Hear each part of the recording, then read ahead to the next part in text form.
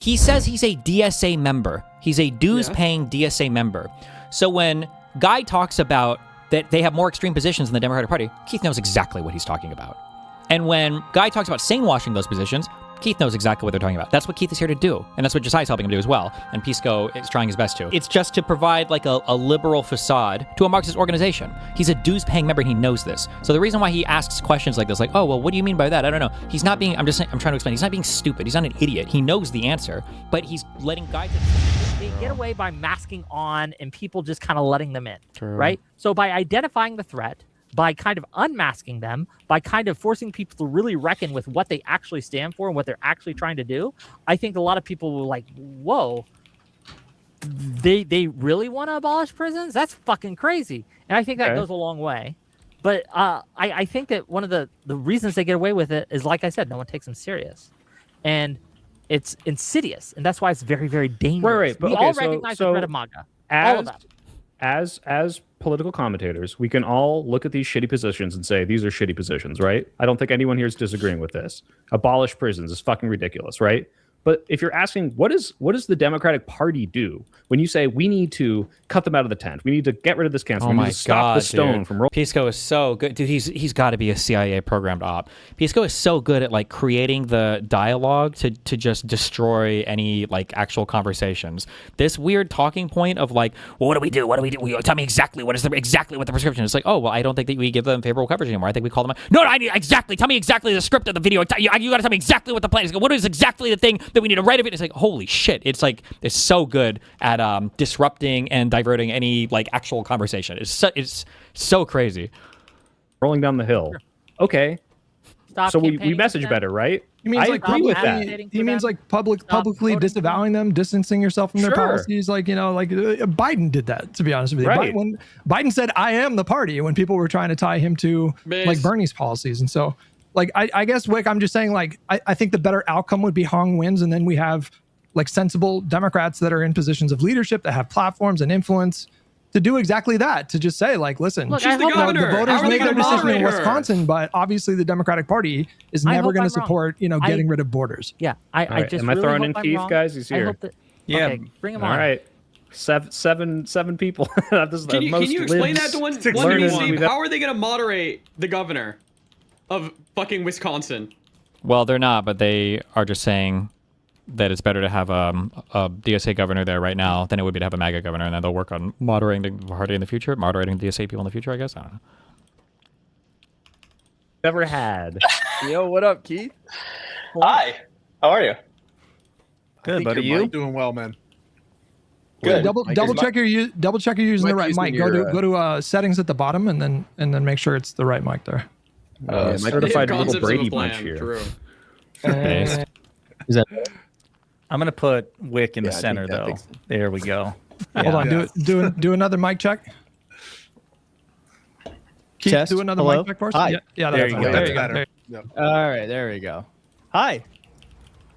How's it going? What's your take on this? Nice to meet you. This is a lot of men. It's the manliest podcast there is. Oh my god. Hell yeah. So Keith, The what state of the modern far left right now. 7 white men based. Hell yeah. Yes, here we are, boys. Wait, Hell yeah. What is this? Is this a Republican podcast or a far left podcast? They're way Which more. one? Republicans are way more diverse than the fucking DSA types. Okay. you said you could only be here for 20 minutes, so weigh in on this. We're curious. All right, let's get our great normie Democrat, definitely not politically operated person, Keith Edwards. Good luck. Come on, Keith. Chat, Hutch. I'm grateful to be a bigger threat than MAGA right now. That's the topic. DSA a bigger threat than MAGA? Yeah. Well, I think it's broader discourse about the concept of blue no matter who, and Wick is taking the position. Where should our lines be? Where should our lines be? Is it blue no matter who? Here's the thing. Here's what I don't like is I think like there's a lot of personalities on Twitter who do. Wait. Here's what I don't like is Who am I hearing? Is the answer. Wait, yeah, wait. You're Who am I? Nick Shirley. No. Oh, Soda Poppin'. No? Holy shit. What? 100%. Close your eyes. This might be him. Go ahead. Where should our lines be? Is it blue no matter here's who? the thing. Here's what I don't like is I think like there's a lot. Absolutely. Okay, I mean, I'll give it to you a bit. Sure. Absolutely. A lot of personalities on Twitter who are doing this, and I really try not to do it. I think attacking the factions within the left does not help anyone. And I think one of the things that MAGA has done for better or for worse is they're kind of, I mean, we're seeing it splinter now, but they're pretty cohesive. And I think like when it comes to most things, I think everyone on this live stream probably agrees on most of the big things, right?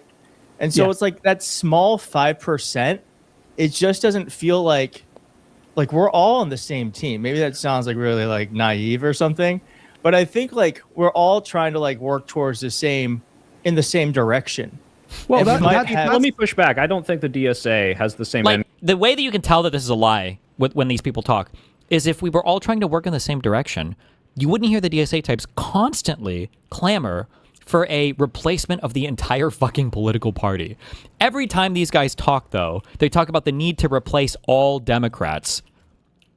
Like the whole party has to change and be replaced. How is that directionally the same if that's true? It doesn't make any sense. Goals as liberals and progressives. They want to go far further than that. They want to end capitalism. I think they have an extreme endpoint, but I do think the DSA does want to get to the same.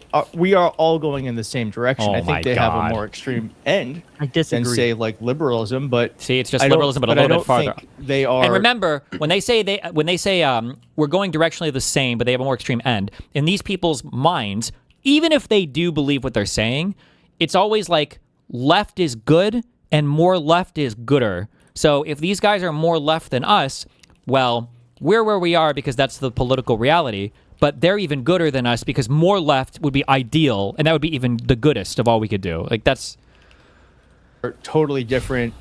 I don't think they're like. I mean, they literally say we're different. not Democrats. We're using the Democrats, and like, don't get me wrong. Just to push back on this, Keith, I am totally for criticizing these people. The people that say you can't punch left, I think, are very, very stupid. They just don't want the heat. I think Wick is totally fine to call these people out. My issue with Wick is that he says, "Well, to beat them, we need to let MAGA win." Vote for I'm fine Tom with Tiffany criticizing these people. Good contribution, Pisco. Good job. Look what happened with Cory Bush, with Jamal Bowman. If you don't like these people, once they get the power, this is the time where we say, "Well, no, this is bad. You're passing bad policy." Oh my God. It really is soda. This like inherent evil with some people on the left just because they see things a little differently, by the way, which is why they constantly talk about the need to wipe the entire fucking party, but they're just a little different, by the way, than you do. That's all. That's not why. It's not because they see things differently, right?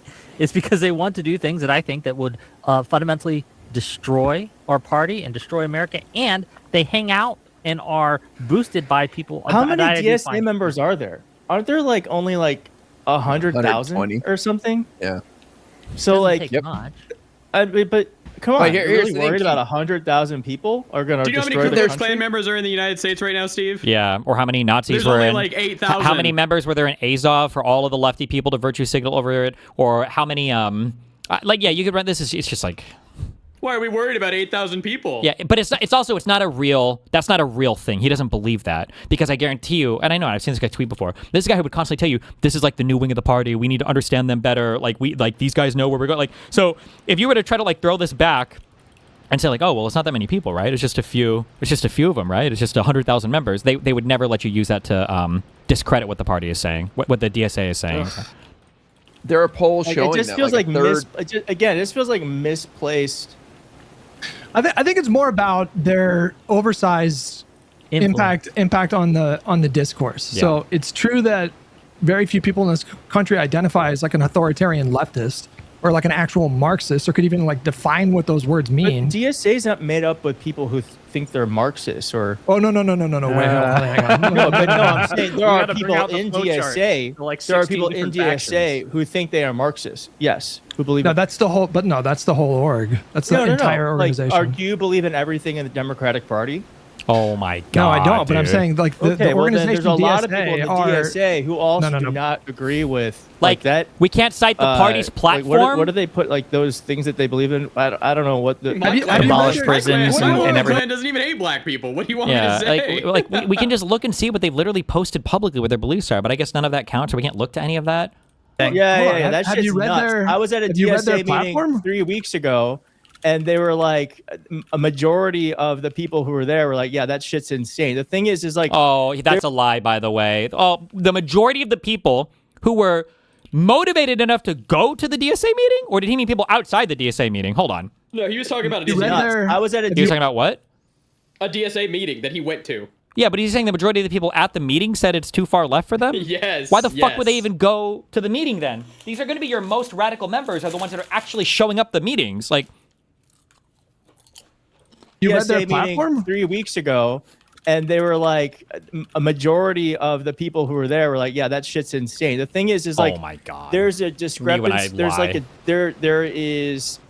there's internal debates too, of like where the DSA wants to head. So they have no and beliefs. There's a huge difference between the national DSA versus local chapters. Local chapters are more Well, extreme I think that's sometimes. something I that's mean, like, I take your point. You can have chapters that are maybe more moderate than others, but if I go to the DSA, DSA website, platform, yeah. the very first thing at the very top here asks, imagine taking a day off from work in a future without capitalism. That's the very first thing that they mentioned on their What's on their wrong website. about not And so, working? you know, you can say that you went to a meeting and there were people that were more chill, but the organization is like very definitionally I understand. And I explicitly think anti-capitalist, anti-liberal. Yeah. yes, I think the people at the top of the DSA, but I think there's Oh my also like God. this fight within the DSA to decide in what direction no one it goes hates to. DSA more than the internal members. All they do is fight. But first of all, epic. guys, if anyone called me a sweeper before, I think Keep in mind, too, that you can't use this same bullshit argument of like, oh, it's just the leaders, blah, blah, because the DSA is a dues-paying organization. I believe every individual chapter has dues, or maybe only some of them, maybe some don't. My understanding is all of them are dues-paying. So it's not like you're just like, you randomly, join and forget some whatever organization. Like, this is, you pay money to be here. So the idea that all these people disagree with like 95% of the platform, but they're willing to pay their membership fees anyway is retarded. It's stupid. you can say I'm strictly to the right of Keith on the defense here. This is very clearly like, all right, like they want very different things than the current Democratic Party. They want to use the Democratic Party to achieve those things. I think you're downplaying the severity of how bad it could get. I'm just saying MAGA's worse right now. Well, wait a minute. So this is something new because I didn't realize this. Of course, it's because I don't obsess over it.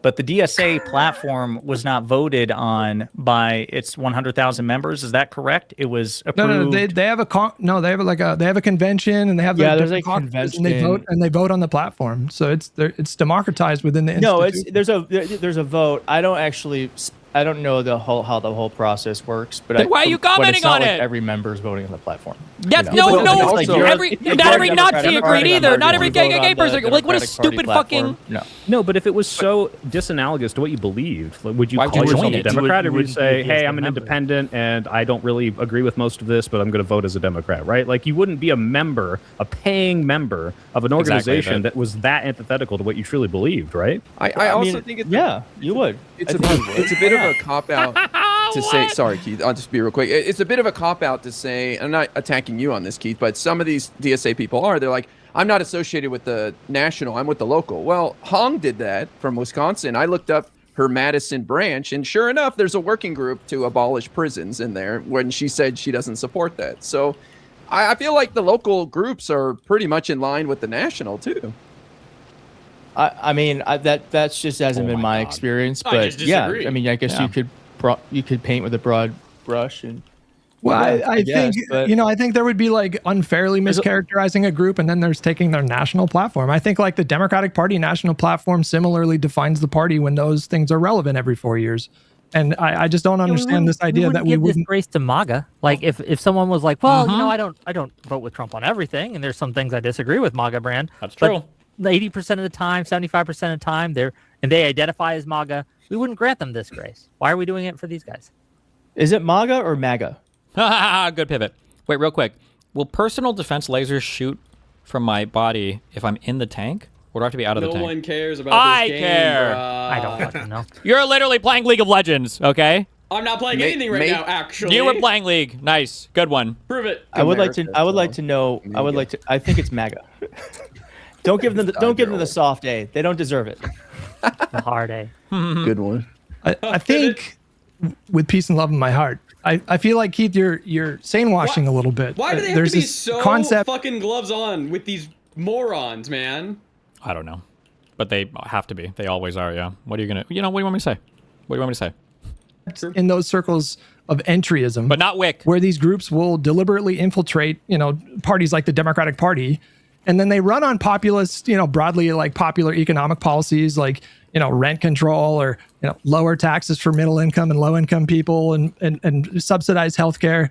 But the whole point is to sort of like hollow out the institution and rebuild it in their image, or do what they call like a dirty break where they get enough support. Are you a DSA member? I'm a DSA member, yeah. So Keith, do you support? I just happened to show up at a meeting, by the way. I would just happen to be like, oh my God. By the way, he wouldn't have said that if nobody specifically asked. That's all these guys, the MAGA types, the neo-Nazi, all the weirdo extremist police, all of them have this same playbook of like bad faith engagement. They all act the exact same. Those things we've talked about, like abolishing prison. No, I don't. So why did you join DSA then? Because what made you join? It's not. Well, first off, have you? I think if you ever been a part of a political group, they also do this thing too. Fuck, I need to demand this. This is one of my big debate things going forward. Okay, you have to do it too. Everybody has to do this. Yeah. You need to force people to answer before they elaborate. Like, it's okay to elaborate. It doesn't have to be a simple yes or no, but I need to hear the yes or no first, and then you can elaborate. It's too much of somebody asks you a question, and then you just go on some weirdo tangent to try to sort of explain it, and then you never actually answer. In the weeds. Yeah, no, just answer the fucking question. Why the fuck would you join? And don't tell me like this, well, sometimes you join things you don't 100% agree with them. Yeah, no shit, Sherlock. Whoever said that, obviously. Why? And they always waste time explaining stuff that everybody obviously knows, but they do it because they don't want to answer the question. They're more aligned with what I believe and the actions that they take than like the local Democratic club that I used to be a member of. Yeah, so what do they stand for that you think makes you want to align with them more than a Democrat? Well, I like that they're actually action oriented and they're trying to do things locally within like New York or Florida.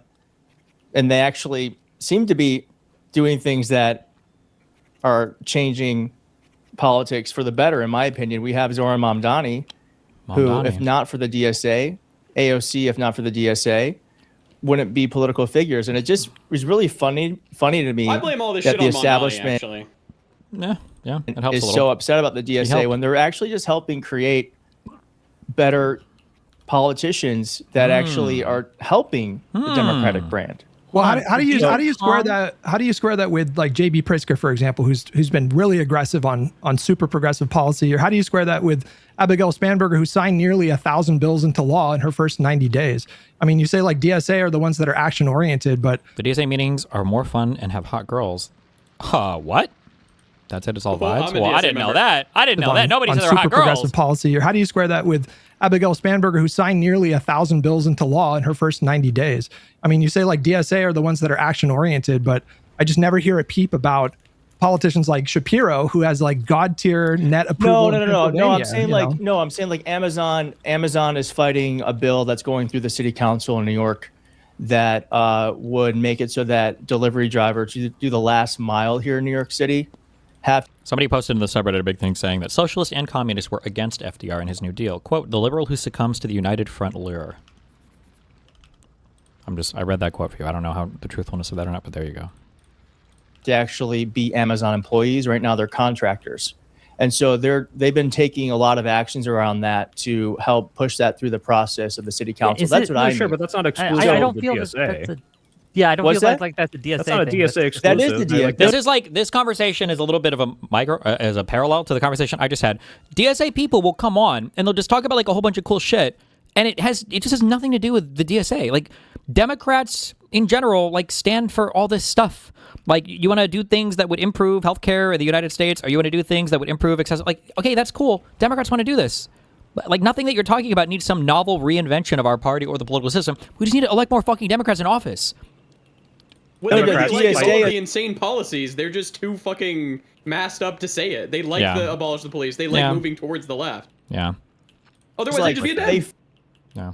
find True. specifics, things like that help workers, like bills like that, and they try to make sure that they are putting pressure on the politicians to get it passed, and also making people aware that Amazon and other companies You are don't trying think to Democrats fight do this? Well, Keith, to bridge the gap No. here, I think. I think- don't think. Hold But that's on. the thing. It's Whoa, like whoa, it's an whoa, act. You don't think It's Democrats more. have stood up for the working class again and again Nope. and again with Nope. bill after bill? He's after gonna say bill? no. No, I'm saying that Sandberg is a pretty Democrats good aren't example. organized like that on the local level. That's what I mean. That So might be true. you're saying the local Democratic chapters don't have that No, energy I've been in local Democratic chapters. They literally exist to help the members of Congress and the local electeds stay in power. That's the whole point. And trust me, there's no activism at the Democratic clubs, at least the ones in New York City. Doesn't you're that saying seem the a little local bit? game, Doesn't that in seem a your little bit opinion. broad? Well, I yeah, mean, just- like, Wait it a minute, doesn't. just to clarify here, so what you're saying is, so if I understand you correctly, because they're hitting you with like statewide and national figures, and to be clear, Keith, and I'm sure you would agree, there is an overstatement on the part of the left that Democrats never get anything done. You know that's bullshit. Like, you know, again, Spanberger's a good example. Joe Biden got a lot done. Like, there is a lot of movement at the national and state level from quote-unquote establishment Democratic figures. But you're saying at the local level, in your experience, the DSA there was more game in town for the local chapter of the DSA, and that's why, because you're in New York, if I remember correctly. Yeah. So like, Yeah. you know, you signed up with the New York DSA because for local issues you preferred them as opposed Yes. to the Democratic Party. Yes. No, that's not all he said. What he said was that the local DNC infrastructure that did exist was just sycophantically obsessed with supporting the Democratic Party. And that's why he said earlier it was just to get, it seemed like they were just there to get the national level Democrats reelected. That's what he said. Now, Jessiah has cleaned up this statement and changed a bit of its meaning and now made it a little bit more palatable. And now that's the statement that we're going to work on. So, okay, we've got the sweep is in. All right. And as I'm saying, I mean, I know you all want to be like DSA is a little. I'm not a Marxist. You know, I consider myself to be like a social democrat. You know, There's a reason why I said a year or two ago that I don't use this label anymore. I don't trust it because all of the people that call themselves social dems are fucking commies in disguise. and so and there's a lot of people like me, but I say the main people who go to these meetings are just more progressive Democrats, and so it's like That is still probably true. I don't know, like, but I unfortunately, understand, like it's the part of party their platform strategy. and that lady The that went on biggest- Fox News, insane. biggest faction But also, in the like, DSA why are can't Marxists. Like that lady on Fox News who's like the co-chair of the DSA National Party Council or National, whatever. Yeah. Okay. I be a member of something and trying to do what I can to put my beliefs onto the party, onto the group too. So it's like, I think like this idea the of like argument having is that to the like, majority of DSA is Marxist-Leninist, and their end goals are not the same as yours if you truly aren't a Marxist-Leninist.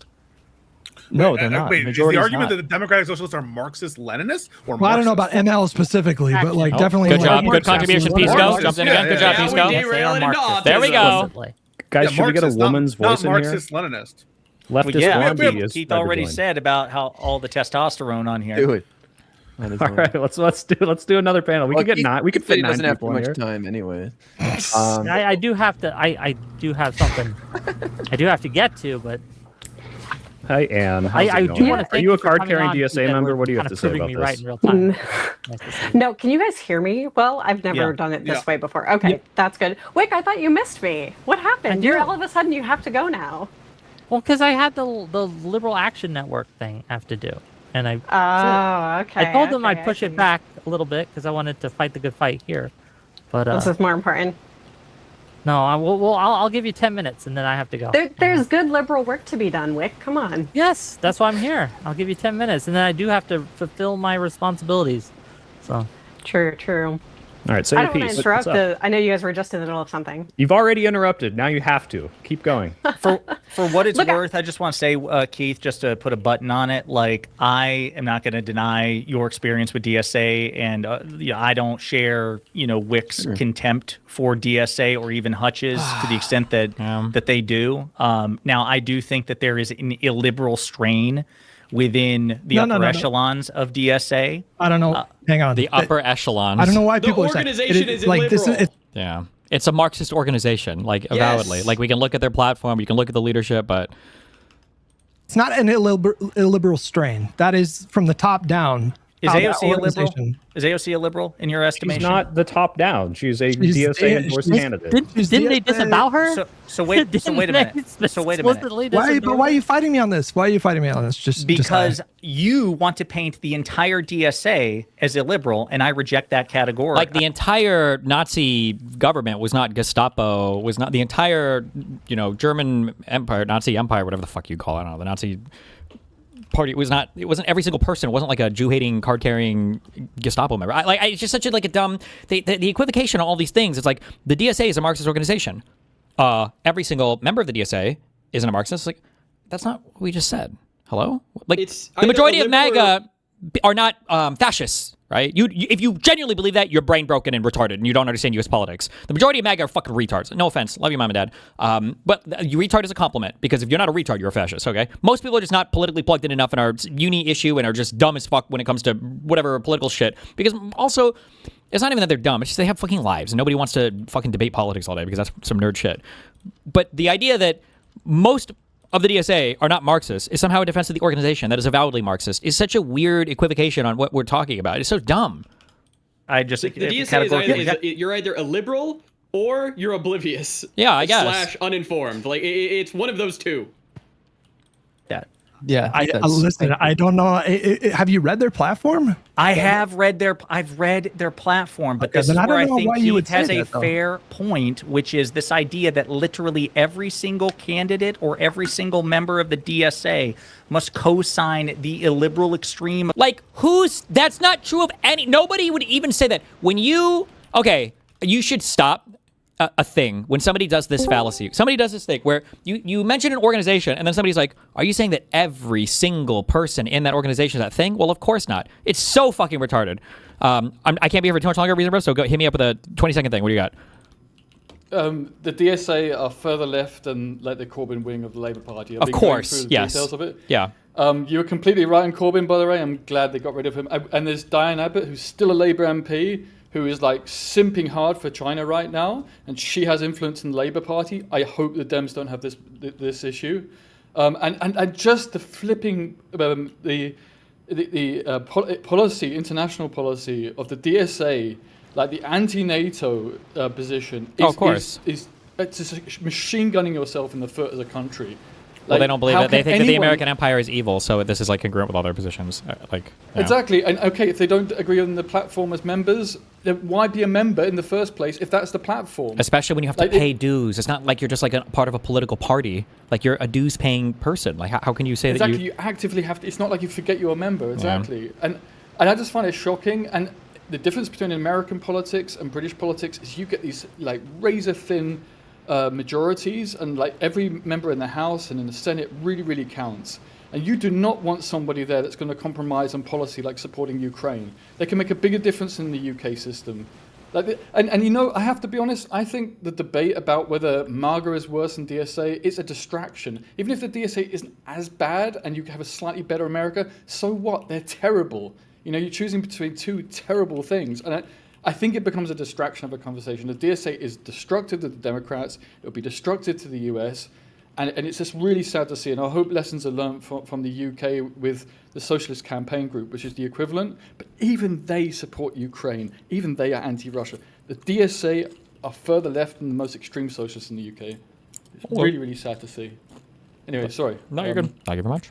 Of the national platform. No. But the national platform, reject it. That is the party identity, though. But I feel so wait a minute. So to be clear, you agree then that AOC and Zoran Mamdani are illiberal. You cannot be a liberal member of the DSA.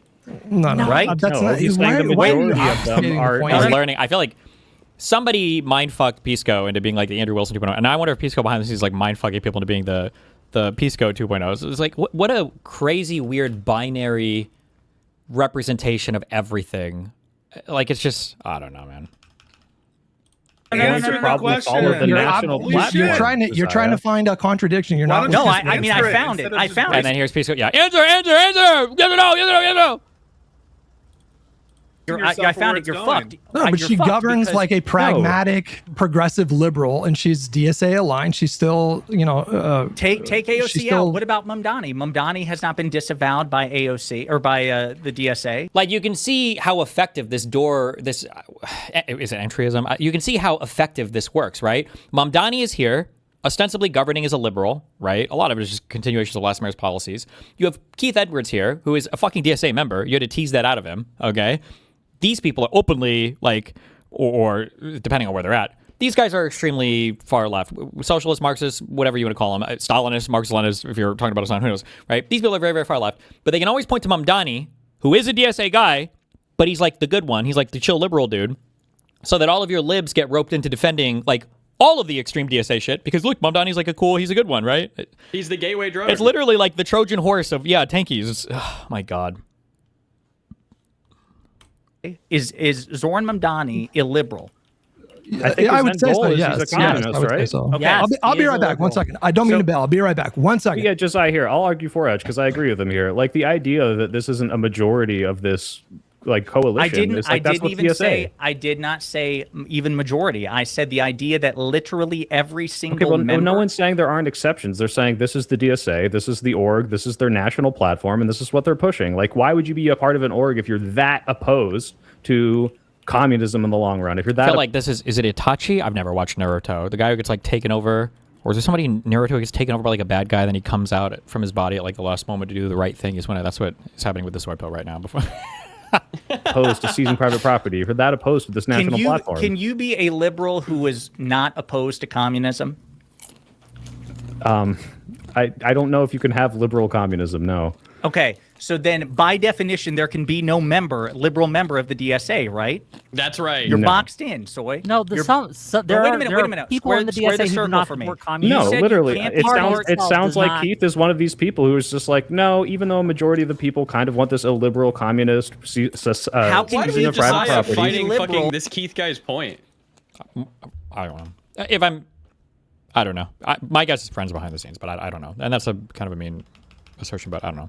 How can Keith Because be in the possible? short term, this is not big enough for him to like. It's like, look, they're pushing more progressive. They're fighting harder. They're organizing, and maybe that's their end goal. But it's so far in the future that it doesn't matter to me, right? So then Like, you I think can be a liberal member of the DSA. I didn't say you couldn't. I'm just saying that You clearly just the said that- majority. No, I'm saying you you said probably that can't be a liberal Can communist. you be a liberal MAGA? You said that you said that No, that's a good DSA, question. Can you be a liberal DSA MAGA? supports communism, Maybe right? The liberal national and support platform, MAGA. Yeah. right? Part of Soy MAGA. Pill. Yeah. How you said? How can you be part of an organization that has such an illiberal? Yeah. What's the point? So you're asking what the efficacy is, not Yeah. that Obviously, it's not people are possible. part of it that are. Yeah. It's also annoying. Listen, if I've learned anything in my limited lifetime, do not ever waste time looking for conspiracies. Human beings are far too fucking stupid to have to be tricked. All of these people openly state what they're doing. Look at the Trump admin. They openly state what they're doing. You don't have to do anything behind the scenes. You can just do it in front of everybody, and people are too retarded to catch on. The Eric Adams, wait, were you in politics back when Eric Adams was being fucking extorted by the United States government? No. So, Eric Adams cheated in his election in that he was using like foreigners, I think from Campaign Turkey. money for shit, right? Yeah, yes. And he was being prosecuted by the United States Department of Justice. Okay? Base. People are saying the YouTube stream is having trouble. Everything looks fine on my end, so I don't know what's going on with it. Eric Adams, okay. Oh, the Department of Justice's, is it Deputy Attorney General? The second in command, I think Bovee, writes an open letter, I think, to Eric Adams. I don't know if it was an open letter, but it was published. Basically stating, here's what we're going to do. I'm not exaggerating any of this. We're going to drop our investigation of you without prejudice until after the upcoming election. And we really want you to work with us on immigration-related initiatives in New York City. Okay, that's, yeah. They were Quid pro blackmailing. quo. Yes, yeah. Oh, wow. Yeah. I didn't have to say the words. Correct. That's illegal. Well, it's Depends the U.S. government. Depends on who you are, I guess, yeah. And then... Whose administration was that?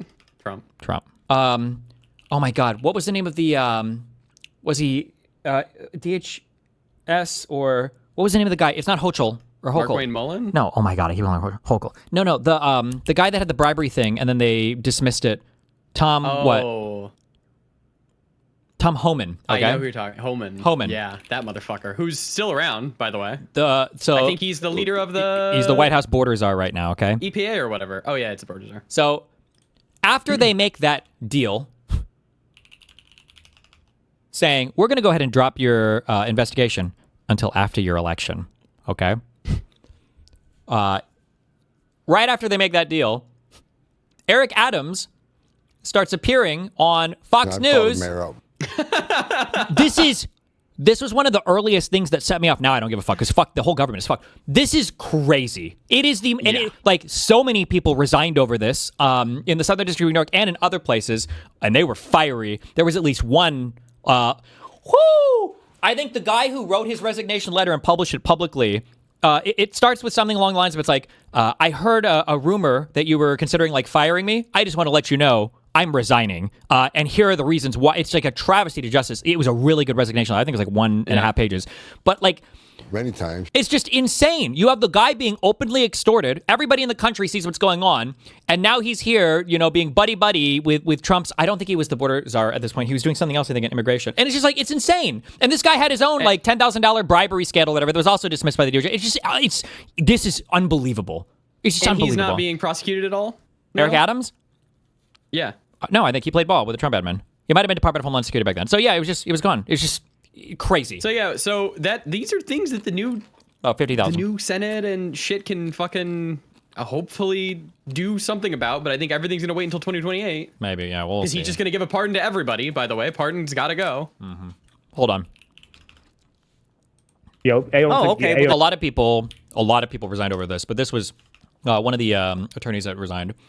Mr. Bovee, I have received correspondence indicating that I refused your order to move to dismiss the indictment against Eric Adams without prejudice. Oh, there are so many crazy stories that Bovee pulled like every fucking attorney into a room and was like, you guys have 30 minutes to figure out who's going to dismiss this. When I come back, if you don't have a decision, I'm firing all of you. Like, it was just insane how crazy this whole this situation was. 95% of Americans don't even know anything about this. Even though all of this is out in the open, you don't have to conspiratorialize. You don't have to dig for unnamed sources. There's no like anonymous leaks. It's just all out in the open. Why isn't the media nonstop talking about because nobody this knows how still any to part this of our day? government works, so nobody gives a fuck on anything. So it's all okay. It's over. But anyway, Mr. Bovee, I received correspondence indicating that I refused your order to move to dismiss the indictment against Eric Adams without prejudice, subject to certain conditions, including the express possibility of reinstatement of the indictment. That is not exactly correct. The U.S. Attorney, Danielle R. Sassoon, never asked me to file such a motion, and I therefore never had an opportunity to refuse. But I am entirely in agreement with her decision not to do so, for the reasons stated in her February 12, 2025 letter to the Attorney General. In short, the first justification for the motion, that Damian Williams' role in the case somehow tainted a valid indictment supported by ample evidence and pursued under 4 different U.S. attorneys, is so weak as to be transparently pretextual.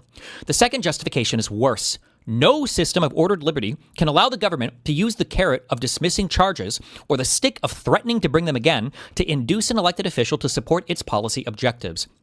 There is a tradition in public service of resigning in a last-ditch effort to head off a serious mistake. Some will view the mistake you are committing here in the light of their generally negative views of the new administration. I do not share those views. I can even understand how a chief executive whose background is in business and politics might see the contemplated dismissal with leverage as a good, if distasteful, deal. But any assistant U.S. attorney would know that our laws and traditions do not allow using the prosecutorial power to influence other citizens, much less elected officials, in this way. If no lawyer within earshot of the president is willing to give him that advice, then I expect you will eventually find someone who is enough of a fool or enough of a coward to file your motion, but it was never going to be me. Please consider this my resignation. It's been an honor to serve as a prosecutor in the Southern District of New York. King. But all of this was so fucking crazy. Yeah, so all of it was so wacky.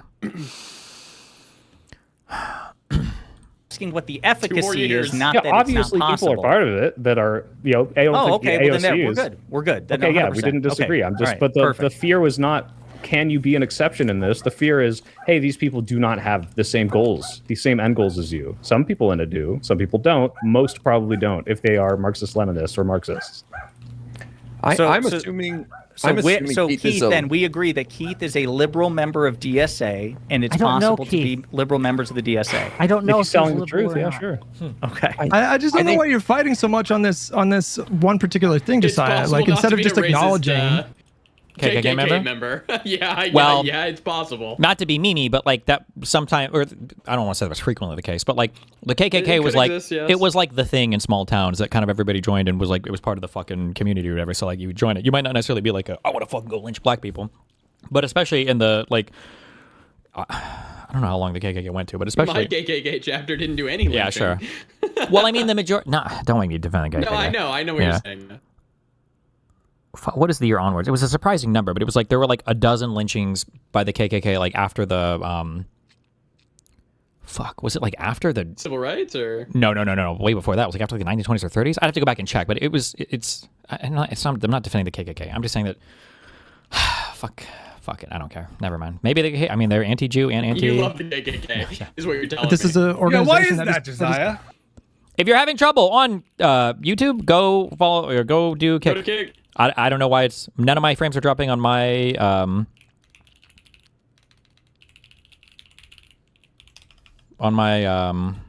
OBS, so whatever's happening is They're gonna mine you later. They're gonna be look at Destiny defending the KKK. Holy shit. true. It is fundamentally Marxist. It is a So fundamental. Hutch, I'm gonna What? I didn't say anything. You're fighting so much on this one particular thing, Jesiah. Like instead of just acknowledging that this is an organization. Why is that, Jesiah? It is fundamentally. Nice one, Pisco. Another derail to protect the far left. I think Pisco is much further left than he actually lets on. I really do think he is. I think. Marxist. I It is a asked him if he was a fundamental- DSA member and he told me no. So Wait, what? I asked Pisco if he's a DSA member or if he's a Democrat, and he said he's a Democrat. Sure, but I think he is. That's my feeling, and I'm sticking with it. Sure, I'm gonna there- ask you, there can be Hutch, a I'm liberal gonna Don't ask be so you, Democrat. defensive. Can Wait, hang you- on. Just can listen you to me. be a liberal member What do you of think DSA? DSA's goals are? What do you think DSA's goals are? I think that their goals are to abolish prisons, as they say. No. Totally... I'm not. Listen, I'm not talking about specific policies per se, but I'm saying like the broad vision. What do you think they're trying to accomplish? Politically. To locally or nationally. I mean, both. I think All over. I think their goal is to fundamentally alter, like the end state is to fundamentally alter the current state of America and make it a more socialist enterprise. Okay, then why are you fighting us on this, Yeah, man? what are you fighting us on? Why are you fighting me when I say it is possible to No be one's a saying- we liberal didn't fight member you of on the that. DSA? Well, wait a minute, because Hutch, Possible, just like it's possible to be someone who is liberal and supports MAGA. It's Yeah, possible. Wick is it's just not liberal and likely. supports MAGA. Come on.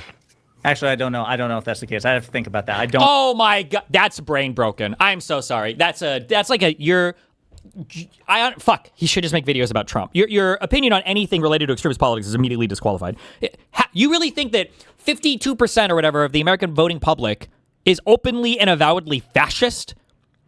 I don't even think 80% of Americans could even give a coherent definition of fascism. That's crazy. Especially as opposed to a micro-organization compared to the whole U.S. political landscape of 100,000 members that are dues-paying members. You think the MAGA people are more committed to the most translucent, unidentifiable political ideology of all time because it changes on a fucking whim, as opposed to the DSA people who pay dues to the organization to be part of it?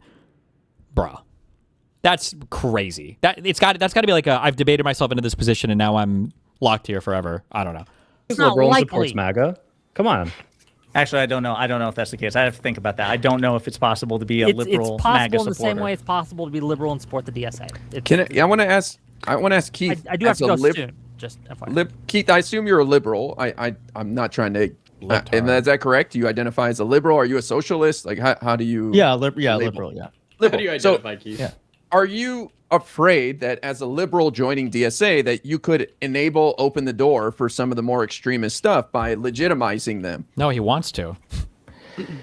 No, I mean I don't.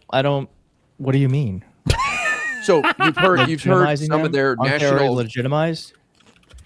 No. But I think the concern is that we're kind of sane washing some of the more extreme stuff while you're not. You see his background. Yep. What is his YouTube channel? Is it like 700,000 plus, or is it even more than that? It's 100. It's 1.3 million. 1.3 million. Okay. he's being coy, not stupid here. I know that a lot of people were calling him Keith Shirley or whatever. This isn't a game. I've explained these dynamics before when people get caught doing bad things. I think the best example was when Sam Pepper was getting grilled on his crypto scheme on a kick or keep. But like, let's say that like I went out last night and let's say I'm married to a vegan and I went out last night and I ate the biggest fucking cheeseburger I could find, okay? And then it's like, you know, you get home the next day and then your partner's like, you went out, I heard that you broke your vegan stuff or whatever, right? Now, instead of engaging, okay, well, here's what I did and blah, blah, blah. It's like, no, I didn't. What do you mean by that? And it's like, I heard that you were eating I heard that you were eating stuff for dinner that was like meat products. I was like, oh, well, I don't know. What do you mean? Or for dinner? I mean, like, I don't think I had anything past like 7:30. Which dinner? Or I didn't eat anything past 7:30. It's like, okay, fine. For lunch or whatever. It's like, well, And it's like, I don't know. What time did you eat? It's like, okay, I ate at 6 o'clock. It's like, okay, at 6 o'clock. You ate, I heard that you ate like a bacon cheeseburger, whatever. It's like, no, I haven't had any bacon in 6 months. It's like, it's just, I don't know how to describe it. It's this fucking game of endlessly asking questions and teasing, and you know what they're getting at, but you stay on like the outer perimeter of being truthful. It's like truthiness. You're out here.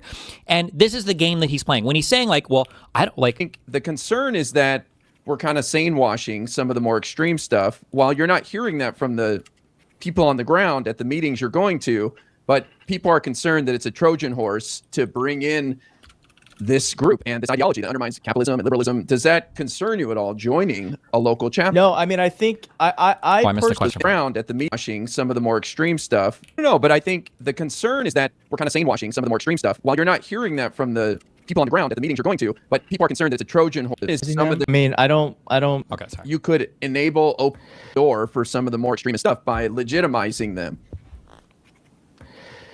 No. So like he's thinking about like how to answer the question, but I mean, I don't. What do you mean? Like this question of what do you mean is like, I want you to fuck up. I want you to answer this question in a way that I can seize upon to give an answer that looks really good for me and really bad for you. So if I were to say something here like, well, I don't know, like, aren't they really like extreme on like healthcare or whatever? Then Keith gets to respond with, well, no, actually, I think the majority of the electorate supports like Medicare for all or some kind of expanded Medicare coverage. I think a lot of Americans want healthcare. Like, this is an invitation for you to fuck up. This is the hard question. Well, he knows. He skips through it? He says he's a DSA member. He's a dues-paying DSA member. So when Guy talks about that they have more extreme positions in the Democratic Party, Keith knows exactly what he's talking about. And when Guy talks about sane washing those positions, Keith knows exactly what they're talking about. That's what Keith is here to do. And that's what Jesiah is helping him do as well. And Pisco is trying his best to. It's just to provide like a liberal facade, a far left liberal or progressive facade to a Marxist organization. He's a dues-paying member and he knows this. So the reason why he asks questions like this, like, oh, well, what do you mean by that? I don't know. He's not being, I'm trying to explain. He's not being stupid. He's not an idiot. He knows the answer, but he's letting Guy take a step at it first so that he gets to choose, or rather so that he can respond more specifically to what he thinks Guy knows, which might actually be what Guy states might be weaker than the actual best argument to use against him that he would respond to, you know, if prompted and then not given kind of an actual prompt to respond to, if that makes sense. Sorry, Jesus. I'll have to listen more because I think there's people who do like scripted YouTube channels where like they just basically write scripts, read them out on like YouTube, etc., which I think most of his content is, are just like genuinely the biggest retards at public speaking, and they're just like retarded. True, but he's done everything very intentionally first. Like, saying that like, oh, I went to a DSA meeting and 90% of the people there thought it was like extremist. He said that earlier, right? He said it was crazy. That was retarded. But then Guy here is challenging him, or he's saying like, well, aren't you worried you're sane washing their extremism? And he's like, well, what extremism? Like he said before, because he's telling a lie in service to everything else. I see what you're saying. Yeah, everything is aimed in a particular direction. When people are dumb or they fuck up, then they just fuck up and they're dumb and they say random things or whatever. But he's not dumb. Everything is a careful response. The saying that when I went to that DSA local chapter, 90% of the people thought it was crazy, that's to like assuage the liberal whatever fears. The current convo was, yeah, right? the liberal fears that they're all radicals. Oh, no. Most of them are actually chill and normal. And then when Guy says, well, aren't you sane washing their extreme views? Why would Keith have to provide assurances that most DSA members are normal if the DSA organization itself is normal? Well, yeah, but I'm saying he knows that the DSA stands for more extreme stuff, but he's pretending not to know. That's what I'm saying. Yeah. Okay. So all of the dumb stuff here it's him being coy. He knows what he's doing, and it's intentional. So you've heard some of their natural legitimized. No. And then pretending to not know what sane was. It's just stupid. You've heard some of their national legitimized. No. But I think the concern is that we're kind of sane washing some of the more extreme stuff, while you're not hearing that from the people on the ground at the meetings you're going to, but people are concerned that it's a Trojan horse to bring in this group and this ideology that undermines capitalism and liberalism. Does that concern you at all, joining a local chapter? No, I mean, I think I personally think capitalism. I think capitalism deserves to be undermined. I don't think it is serving us as best it could right now. We used to regulate shit. We used to regulate things. I would like to. Yeah, but I mean, this when they present their most moderate view things or whatever, then they always come off as being like a liberal. Like that they'll downplay as much as possible in order to make it as palatable as possible to the liberal audience. This is a mask on thing. It's like the guy that I was talking to earlier. It's like, well, it was cool when the state was helping with like energy costs and like we should lift the number of doctors. And it's like, wait, nothing about this needs like communism. Like, what the fuck? But yeah, this is what they do. I like to get into regulation again. So yes, I think that like, what is WhickTV is very dramatic. Well, Keith, are you masking on right now? Like, Yes. can you just He tell is. us what your Hold on, real I'll just position ask you. I got this. He is. Close it right now. Did Hassan Piker shock his dog? What? Did Hassan Piker shock his dog? He says he didn't. No. He says he didn't. What are we doing here? Anyway, Let's I just need. listen. That's all I needed. I don't know guys, if I gotta Keith go. traffic I in love that. you all. Keith, I don't. Do you like follow like Hassan? I have no Drama? idea what that. Okay, I don't know. Wick, ask him. So He's just lying! as a heads up, yeah. Okay, so I was spamming the fuck out of Wick, I think, and Hutch to ask him this question just because I want to hear the answer. This guy has so many tweets glazing the fuck out of Hassan, but he's got enough cover here that he can get away with saying no, and nobody has, I guess, particular tweets to bring up. But he absolutely knows everything about this. In fact, I think he's even specifically tweeted that like Hassan doesn't. Hassan shocking his Yeah, dog. yes. So he's just mask on. He's just lying. Like, but I cannot imagine you wanting to share a platform or to share a party with people who are explicitly, legitimately undermining you. Like, these are debate tactics that you would expect from like a MAGA person or from like a Nazi or whatever, is like this weird subversive, like not answering correctly. This is supposed to be the person on your team? Okay, so it's Me too. Yeah. Are we live right now? Yeah, we're live. Say hi. Do you watch any Twitch? W's in the chat. You watch some Twitch. I love Twitch. Who do you watch? I watch Hassan. Oh my God! You watch bastard. Hassan Piker. What do you take on the recent breaking news that he is an LGBTQ foe? He is? Yes. No, he's bullshitting. I'm gay. That's crazy, Austin. You fucking slanderer. I swear to God, I don't need ops. Who needs enemies when you got friends like these? That's right. Well, first of all, Hassan never shocked his dog. Oh my God. Senator Sanders, thank you so much for meeting with me. I think the lesson from 2024 is we're supposed to send Democrats anywhere and everywhere where they'll listen to us, and you will go to Joe Rogan. You'll talk to most people. I'm wondering what you think about this whole narrative around Hassan Piker and some Democrats just saying they're never going to go on his show. Well, I've talked to Hassan, and I think he's doing in many respects a very good job. And the bottom line is that we have got to communicate with people. It's fine to talk to everybody you know in your neighborhood. Like, Bernie Sanders' nominations and push for DSA-related stuff is a pretty big deal. And here you have Keith Edwards. Keith Edwards is literally pushing Bernie to like green light people going onto Hassan's show. Like he's like in cahoots with him. People agree with you on everything. But I've been on Joe Rogan's show, as you understand. You got a lot of heat for that. Of course I did. And I disagree with Joe Rogan on this or that issue. But the last that I heard, you can disagree with me, right? I What hope about so. America is supposed to be about. Yeah. But if you give me a civil discourse, we have an intelligent discussion, fine. Disagree with me on an issue, why not? Period. Senator Sanders. Sure, but it needs to be adversarial. Yeah. Hassan Piker is one of the few people on the left who is hot and cool, and he agrees with 90% of what Dems believe. So yes, definitely make him the enemy. Very smart. Responding snarkily to another tweet. Like, this is like a mask on 100%. And he's doing it right here. The guy's doing the mask on stuff right here.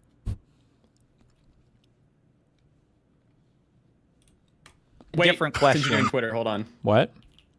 Since you're doing Twitter, click this one. Is it directly related to this, or is this... Oh, we already went over this earlier. Where Josiah gave him cover and said, like, oh, well, because the guy retweets that Fumo Gatto, the insane guy who's like doxing Dan's wife and trying to fucking get my kid murdered or whatever all the time. The Keith Edwards dude retweets that guy all the time as well. All the time. Yep. But by the way, though, if you bring up any of this stuff in a serious manner, you corner them all on it, all they're going to do is laugh and call it drama and unserious. And they're going to say, like, it's just like, this is internet stuff, and I don't know why you take this shit so seriously. But they will take it seriously, and they do promote it seriously. because that's Do you a think, bit more do you think niche. Hassan Piker The answer is is yes. a? Do you think Hassan Piker is a threat to the Democratic Party? No. Okay. Yep. That's all I needed. Okay. I'll see you guys later. I love you. Bye, I Wick. gotta go. So Keith, You're now I would disagree on that. I mean, I think that Hassan's from my experience, and I don't obsess about him quite like some of the others on this panel. See, like it's obsession. Hassan, like Yeah, on it's the so daily, stupid. Hassan is like doxed. I think half this fucking panel like read our shit out loud and is showing up now campaigning with Al Sayed and with Francesca. But it's like obsession to talk about him or to care about him or anything else. Like it's infinite fucking cover for these people. It's infinite fucking He's cover. a public figure, Jessiah. Yeah, it's infinite not fucking cover. obsession. It's infinite fucking cover. But some of the shit that he has said is not just illiberal in terms of policy, but like the apologia for Chairman Mao and shit like this, and other Bringing things. Like terrorists on. he's pretty fucking radical. I think it's fair to say. And also like his answer over the Gavin Newsom, JD Vance shit. I mean, I question to what extent he takes MAGA seriously. I mean, Adam Mockler confronted him on this, our mutual buddy Adam, and Adam dog-walked him for the first half of that conversation by forcing him to confront the fact that Democrats just really are the superior party. So I would. I wouldn't Yeah, say I mean, I don't- him. Not even remotely close, but Yeah. You to revisit Hassan, but Oh yeah, well, I think I don't think Hassan Piker is hurting the Democratic Party, and I believe in a majority. I just want I want a coalition that can win majorities, and I think it involves having everyone from someone like Hassan Piker to someone like Richie Torres. And like this is so effective, right? So this is the problem too with people like Jessiah, right? Is that so he calls like our coverage of him or whatever is like, oh yeah, they obsess. Okay, so Hassan literally openly watches. He like, dude, if the same standard was applied to me, Hassan is explicitly called out in a bill that has been suggested to the House for anti-Semitism alongside Candace Owens. Hassan was literally forbidden from his ETA visa to get into the United Kingdom. Maybe because, now we don't know because he didn't apply for a formal visa, but maybe because Hassan literally watched a pro-Palestine action terrorist attack in the United Kingdom and cheered it on Twitch. He cheered it on. He was watching and he was laughing. He was saying, go you guys or whatever, right? And it's like, and now this guy right here, and that's aside from the 100 other insanely unhinged, and not even getting personal, not even being like, oh, socialist communists, but like cheering on terrorists, saying that the Democrats and the Republicans are the same, not endorsing Kamala Harris against Trump. Like he's done all these things, and now you have a guy right in front of you who is telling you, oh, I'm not an extremist, I'm not a radical, I think I align with you guys mostly, I think the DSA is kind of wacky. Oh no, actually, I think Hassan Piker's totally fine. Big tent. And then what you see right here, this is the ratchet, right? Where it's so much defense and coverage for these further left types as they constantly and continuously shit on you. Can you show clips of him cheering it on? Fuck. Hassan Piker watches RAF Palestine attack.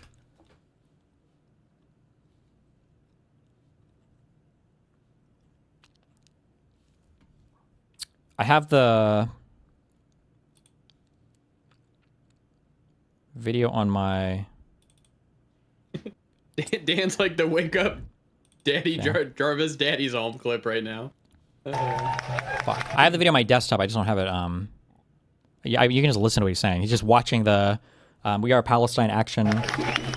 This could soon be classed as a terror gathering. Pretend you're listening to talk radio and close your eyes. The group behind the protest, Palestine Action, is set to be banned by the UK government and labelled a terrorist organisation. The decision follows this. 2 activists breaking into an Air Force base in central England, spraying red paint into military aircraft engines and damaging them with crowbars. The government says it's the latest... No, I can't believe that. I can't believe that they did such a thing. I'm so mad. British aircraft supplying munitions to an ongoing genocide. That's cool. That's fine. Disrupting those operations. Ooh, not good. Terrorism. Hassan, they injured an aircraft. Yet another anti-Semitic hate crime, chat. You see this? Yet another deeply anti-Semitic hate crime. These were Jewish airplanes. Okay? That's right. Many of you probably thought these were Christian airplanes. They weren't. They were Jewish. So very clearly, this is an act, perhaps the most heinous act of anti-Semitism. We are all equal. Gifted 100 gifted subs. God damn. That's right. It goes on for 3 more minutes, but like, it's crazy to literally support terrorist attacks in other countries and then be surprised when they don't let you in. That's fucking crazy. But whatever. Anyway, Big Tent, our team. So but I Keith, think you came we in need to here have saying all like, of them. "Oh, I'm a liberal and I don't agree with all that stuff." But now you're saying you want to undermine capitalism. I mean, like, if you agree with the DSA national platform, just Well, say I think so. capitalism. Don't be lying to us best. about this. I like, think capitalism is best when it's a little bit undermined. Like, you kind of need a little bit undermining in order to make sure that people aren't being taken advantage So of. mask on. And I don't think we're doing enough of that right now. I think we are. Do you just mean experiencing- regulation?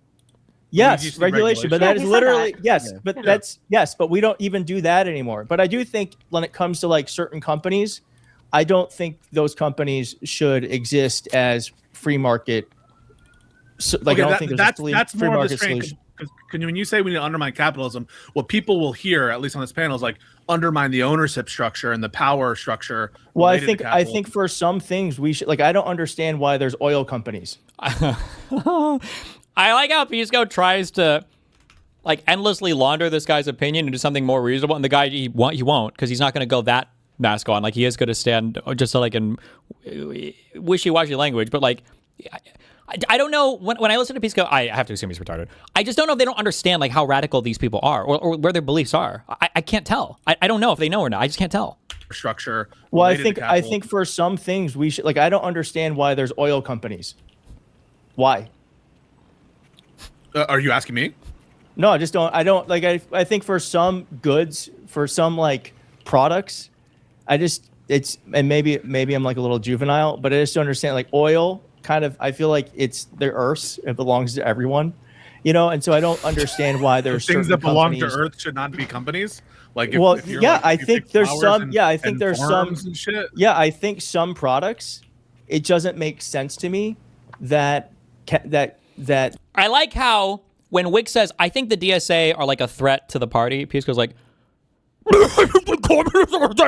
and this guy's like, I think oil and the earth, it belongs to everyone. And Pisco's like, well, it belongs to everyone? And then he like lets the guy sit there and explain it out. And it's like, what? Products, it doesn't make sense to me that they are for profit when everyone, Because of some like when we all economic need- theory, or because of like their relationship to the ground and to like Mother Nature. Come on. That's- Yeah, because of I'm relationship just to the asking ground. the No, question. because they're like, yeah, No, you're being because yeah, but like I do feel like I'm sorry, but that was fucking retarded. And keep in mind, he's a huge content creator, so he should be able to have a conversation about this, okay? But keep in mind, this guy here is, he has described himself. He's described himself as like super moderate compared to the average DSA person, I think. Or he's said that the average DSA person is more moderate and they think the DSA stuff is wacky and they don't align with that, according to the meeting that he was at. This is the moderate DSA member, thinks that things that belong to the earth should be owned by government. like if they could, we would somehow be charged for air. Like that's how He's it's, saying like, it- that's what it, He's Yeah. saying it's a public good. Like it's it's all a of public ours. good. But Keith, I would argue it takes money and time to get to. yeah, that that's oil. why governments should but that again, that's where I probably am a little bit more on the left than some of you. So, A little bit more on the left. And this is how it always works. And then all these guys carry forward into the conversation. All of them carry forward into the conversation. Like, yeah, you know, I think directionally we're the same. They're like a little bit more extreme than us. They just want like a little bit. It's like, really? Really? Wait, And that's I'm curious okay. though. It seems like Keith is doing the thing that like we're trying to disprove exists. And she, keep in mind, this girl is like, I don't know if Anne identifies as socialist. I think she might, but she, like, I'm pretty sure she identifies as socialist or like a dem soc. And even she realized, like, wait a second, is he doing the thing? Is he doing the thing that everybody's accusing these guys of doing exactly? He's being the like reasonable DSA member right now. So I've been probably much more sick of this than you have been, Keith, of like seeing for the last 5 or 6 weeks, just every single lib panel ever is all about the DSA, all about the scary like commies and tankies taking over. Like it's I'm so sorry, we're just reliving McCarthyism, and it's so annoying. Just frankly, I think. Hold on, is Mooten here? Yep. Are you familiar with the story of the boy who cried wolf? Yes. Do you know how that story ends? The boy gets eaten by an actual wolf, right? By a wolf. The reason why it's the boy who cried wolf is not because there are no wolves. It's because when the one actually shows up, you nobody's gonna believe you when it's there. This idea of like, I'm so tired of all the fear mongering over the commies and socialists. Yeah, me too, brother. Okay. Dude, I feel like I've been called a fucking commie and a socialist by so many fucking people. Yeah, it's annoying. But the reason why it's annoying isn't just because they're wrong. It's because, same thing with the term fascist, when you try to identify it now when it's actually here, nobody is capable of engaging seriously with the issue. Yeah. One of the problems is like people on the left, the politicians will moderate when they get elected. You saw this with AOC. You see this with people like Bernie, Mamdani. Yeah, exactly. Look, I think you can list off all of these names of people. They espoused these sorts of crazy things. Like Mamdani, just saw him talking about how, well, we really can't arrest, Benjamin Netanyahu when he comes to New York, regardless of what I think that he should have done in that case or what Keith thinks that he should have done. I think generally speaking, those people tend to moderate regardless of whether or not their base wants them to be more extreme. And then I think what's indicative of like the DSA being less radical than kind of I'm hearing right now is people like Keith and people like myself, who's not in the DSA because I have like strong ideological differences with them, which I do have a lot of strong ideological differences, but it's more of like practical, like personal reasons that I'm not in the DSA. So I think this is like proving the point. Are you a member of DSA or not? I didn't. No, I just didn't said I wasn't. Okay. Yeah. So I don't know. Is my mic okay? I just want to make sure that's. No, you okay. sound good. It's not. You're good. Okay. I keep showing some I weird would fuzzy shit, but co-sign that's this okay. too. Unfortunately, I'm an addict, but yes, it drives me up the fucking wall that this is as much of the discourse, because one thing, I mean, we may disagree on certain particulars, but one thing... Like, again, I'll say this for the 50 trillionth time. The reason why this is the discourse is because as soon as the guy said that oil belongs to Mother Earth and all of us should have a share in it, and also I'm actually like a normal person and I'm almost the same politics as you, the fact that everybody didn't laugh him the fuck out of the show and say, what a retarded fuck position, and also you are lying about your relationships with other incredibly radical people, like, it should be very easy for you to say, yeah, Hassan Piker is a radical. That guy is an extremist, 100%. He has extremist beliefs. If you can't even say that, then we have a huge problem. Like, if it was that everybody could accurately identify what this guy was, especially because, like, this is like easy mode. This is very obvious. And we're in the early stages of this. It's very, very, very obvious to see what he's doing and what's going on. And if you can't even spot it here, well, then, yeah, it is going to be a part of the discourse, because clearly we are not inoculated against this type of extremism. We have no idea how to spot it or deal with it. Thing that I know Keith and I are aligned on. I'm not familiar with you, Ann, but it sounds like you're the same way, which is that you got to keep the focus on Trump and MAGA and fascism. And so to that end, anti-fascism, I think, makes strange bedfellows. So, I'm not crazy about Hassan Piker, but again, I don't. That's such an. I'm not. And then I don't even know if we share like American values at this point. Like, I'm not crazy about a guy who's literally cheering on terrorists. Like, is that where we're at right now? Like, our coalition has to, like, that's like, as crazy as it is, like, there are ways in which communism or anti-Americanism is actually worse than fascism. Like, would you rather have the crazy guy like Donald Trump, who is bombing and killing foreign nationals and bragging about it with no investigation whatsoever, like he did with the Venezuelans? Or would you rather have people like Hassan who cheer on when Americans are getting killed by foreign countries? Like, Jesus Christ. It's just insane. It's just crazy. Don't make most or hardly any of my advocacy against attacking Hassan Piker, because right now he's mobilizing his audience and his resources to defeat MAGA. He's where? Excuse me? Josiah knows that, like, MAGA is not, like, the primary opponent, right? The Democrats are not, like, MAGA? Or I'm not sure if he's aware of that or not. Now, hopefully, Hassan goes out and campaigns and, like, crazy in fucking Michigan and Wisconsin for the general, hopefully. If Stevens wins, he won't. Well, yeah, true, actually, true. By, supporting people in Democratic primaries, and some of them go on to win their primaries, and then they'll be up against, Republicans. Now, other people have different priorities, and they think that Hassan's candidates are so illiberal or so radical or such a drag on the party that they want to hash that out in the primary. That's just not my calculus. By the way, just so you know, again, I'm not sure who was aware of political process or not. The primary is where you hash that out when you don't like the other candidates in your party. That's the only time that you hash it out. That's when you're supposed to hash it out. That's the point of that's what a primary is. But okay. And so I also, in my evaluation of DSA, I know Hutch wants me to put more stock in the national platform. Fair enough. But my mind instantly goes to Zoran Mamdani and AOC, who are more important than any random bureaucrat in the DSA, and I think are going to play a much more pivotal role in shaping the DSA. I think that's fair to say, than the random person on Fox News. I mean, I shouldn't say random. She is the chair, but I mean, like, she's name. She's no name, and she's not a household name. Like, people don't recognize. No one knows who she is. Right, and I let me put you like this: I would expect that if DSA were to hold elections, like if this person, if Zoran said, you know what, I want to be mayor and chairman of the DSA, that lady would be gone in 5 fucking minutes. That's my expectation, right? So elections, like if this person, if Zoran said, you know what, I want to be mayor and chairman of the DSA, that lady would be gone in 5 fucking minutes. That's my expectation, right? So I totally agree with you. Unfortunately, this is the latest spat in this corner of the internet.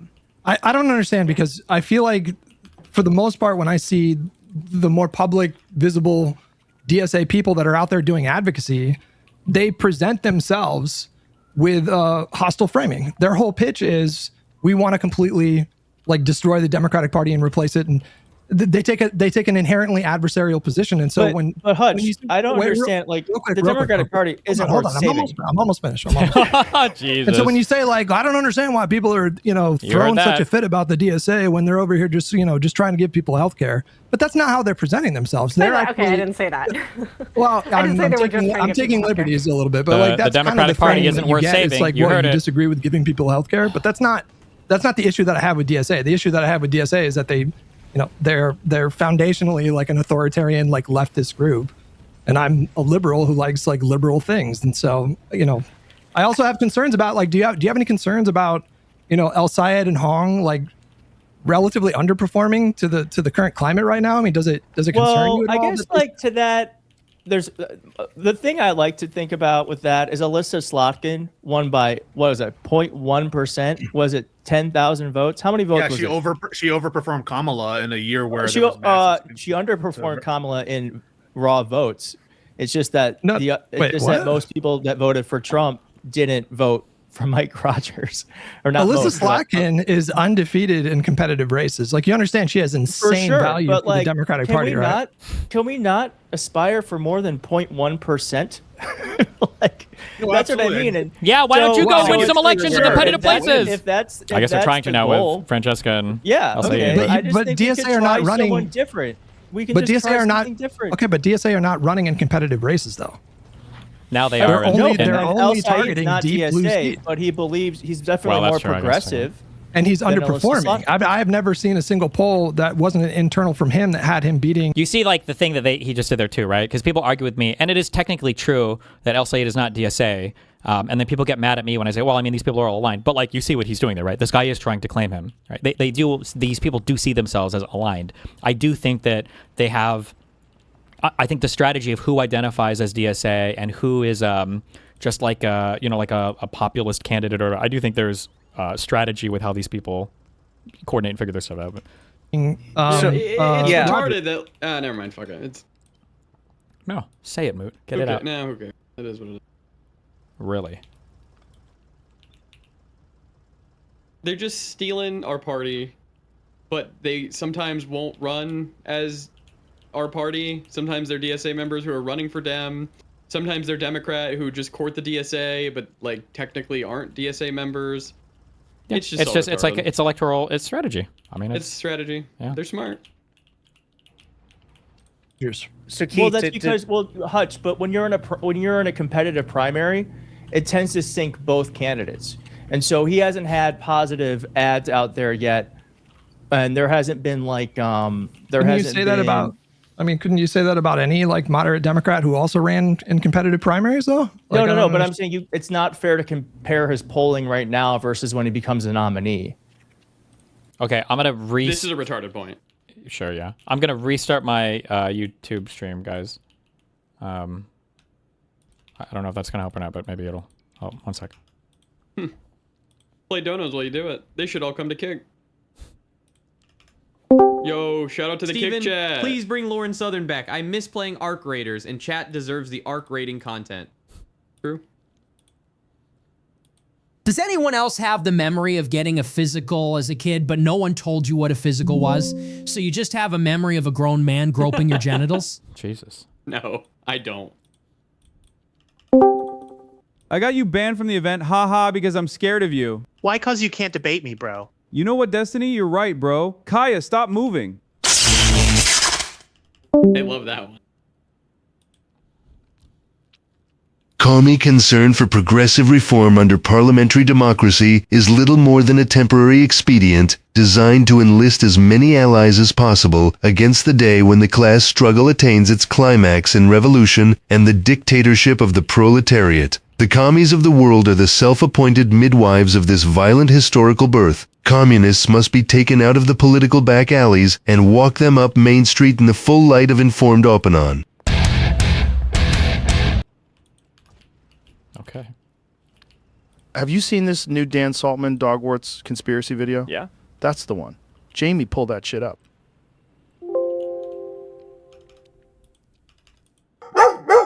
Oh yeah, baby. You know what I like?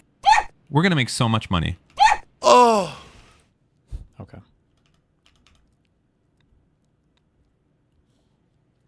I'm not because sure when he becomes a nominee, it becomes.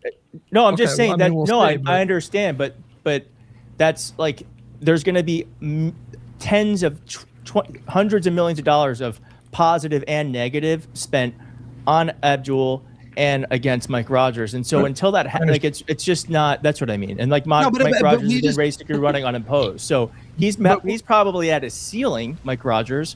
Whereas Abdul probably has actually more room to grow because he hasn't had quite any the analysis. Oh, okay.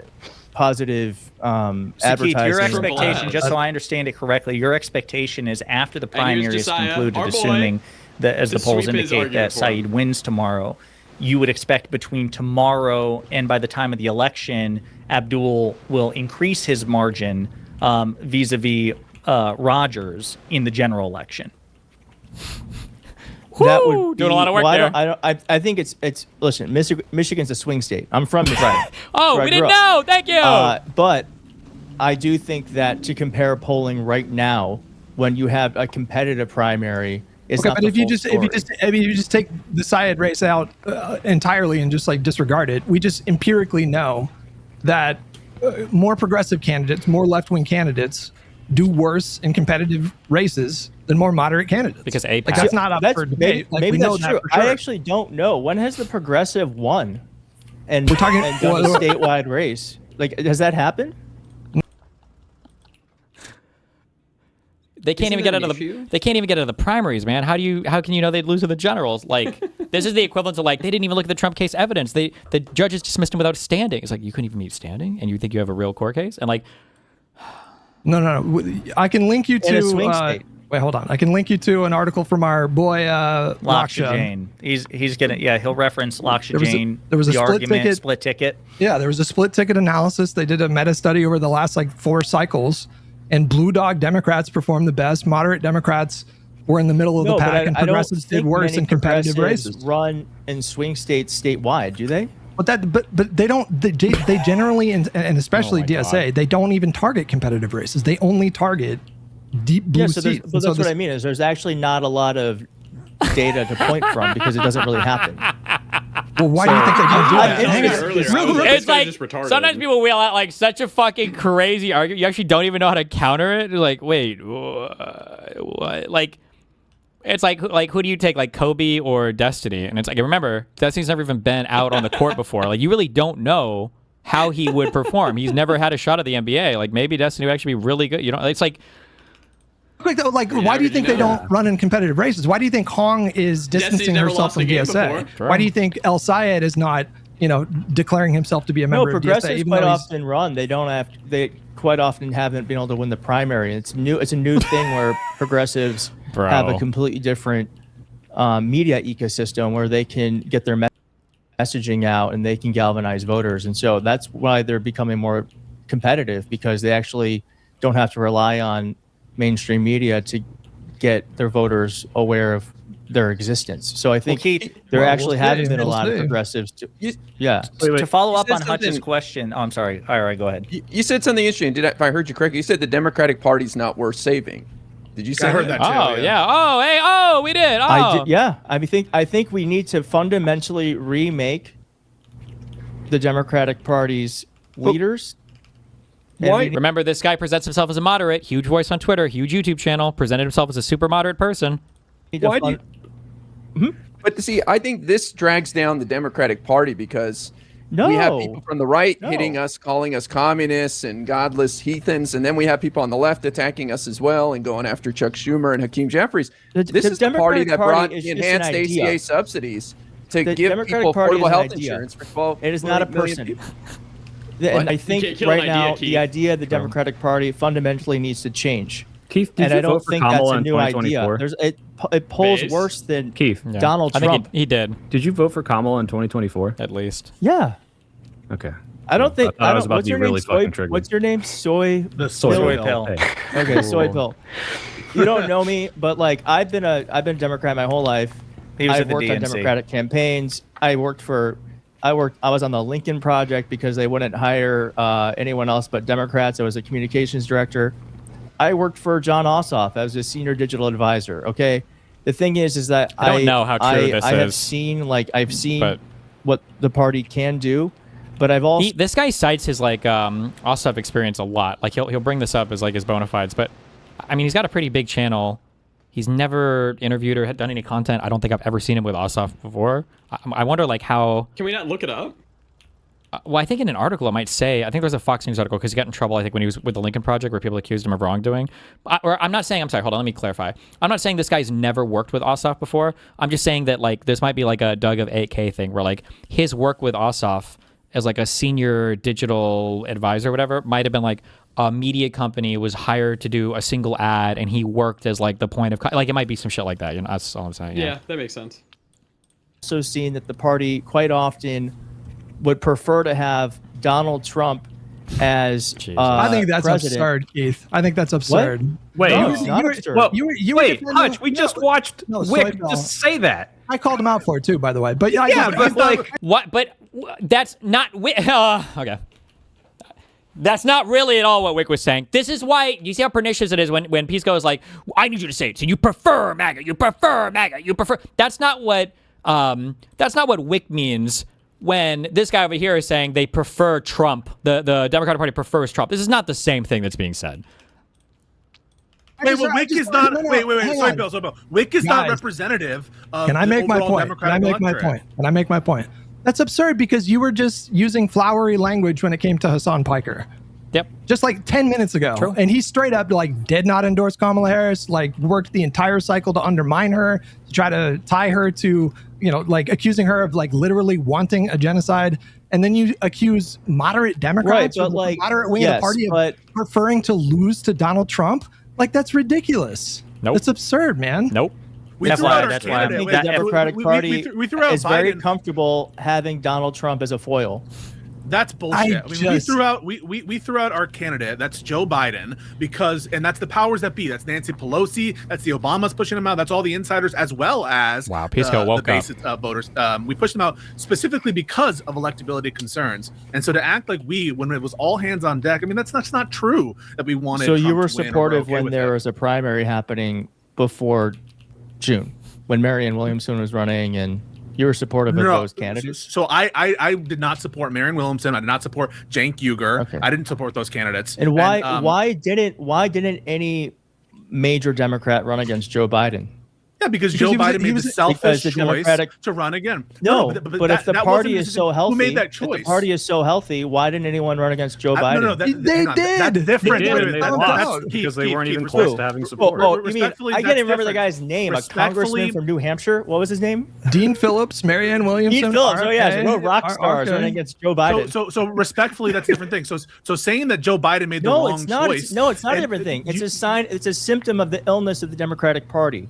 That someone like Joe Biden could run unopposed by people that knew that it was not allowed. That's how every single fucking incumbent goes. Keep in mind too, I am glad this guy finally got here, and there were at least, I guess we need 6 libs or whatever, or 2.5 libs or whatever, to finally get some answers out of these people, so that these things are so plainly obvious to anybody that knows anything about any of these people, right? When they say things like this, they don't mean that people were afraid and the Democrats weren't strong enough and we should have. What they mean is that there was an explicit conspiracy in the Democratic Party to push down people that could have ran against Biden because political operatives and people wanted to make money and nobody wanted to confront the truth because everybody's getting paid and blah, blah, blah. That's what they mean. And I'm glad there was finally a little bit of push so somebody could see this. Although this is stuff that should have been known for over a year. People should have known. I can't believe we're just now discovering how out there these people are. But one is primarying incumbent presidents who have 2.5 libs. It's great.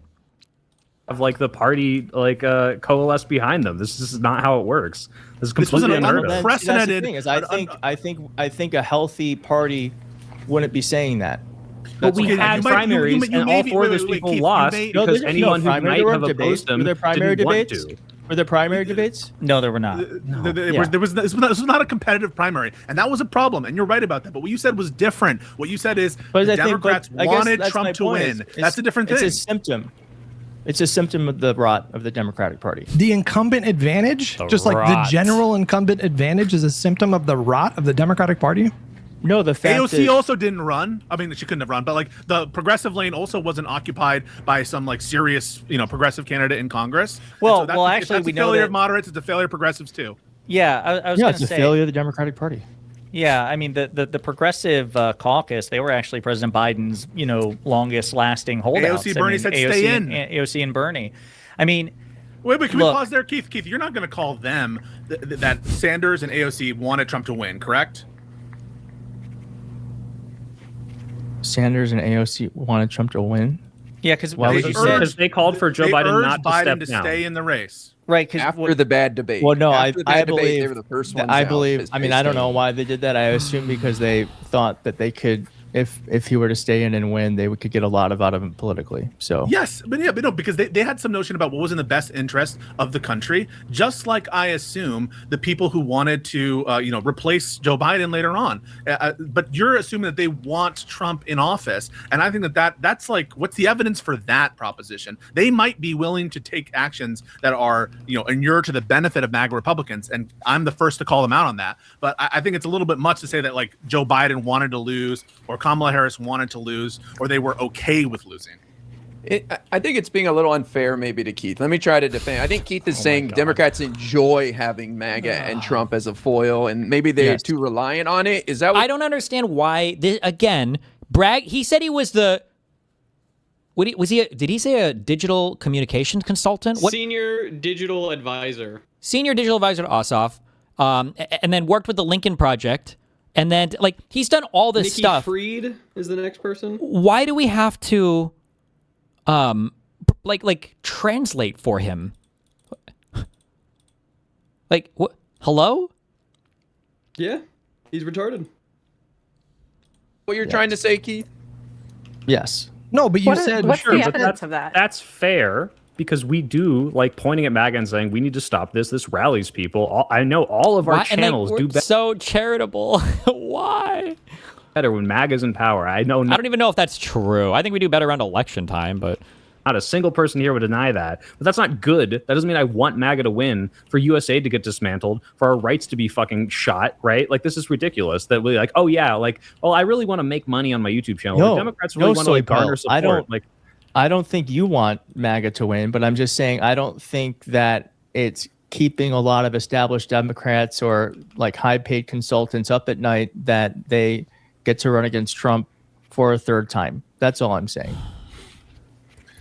what would be the end goal of that? I'm sorry, I just don't quite understand this argument about what's going on here. Like, I don't understand it.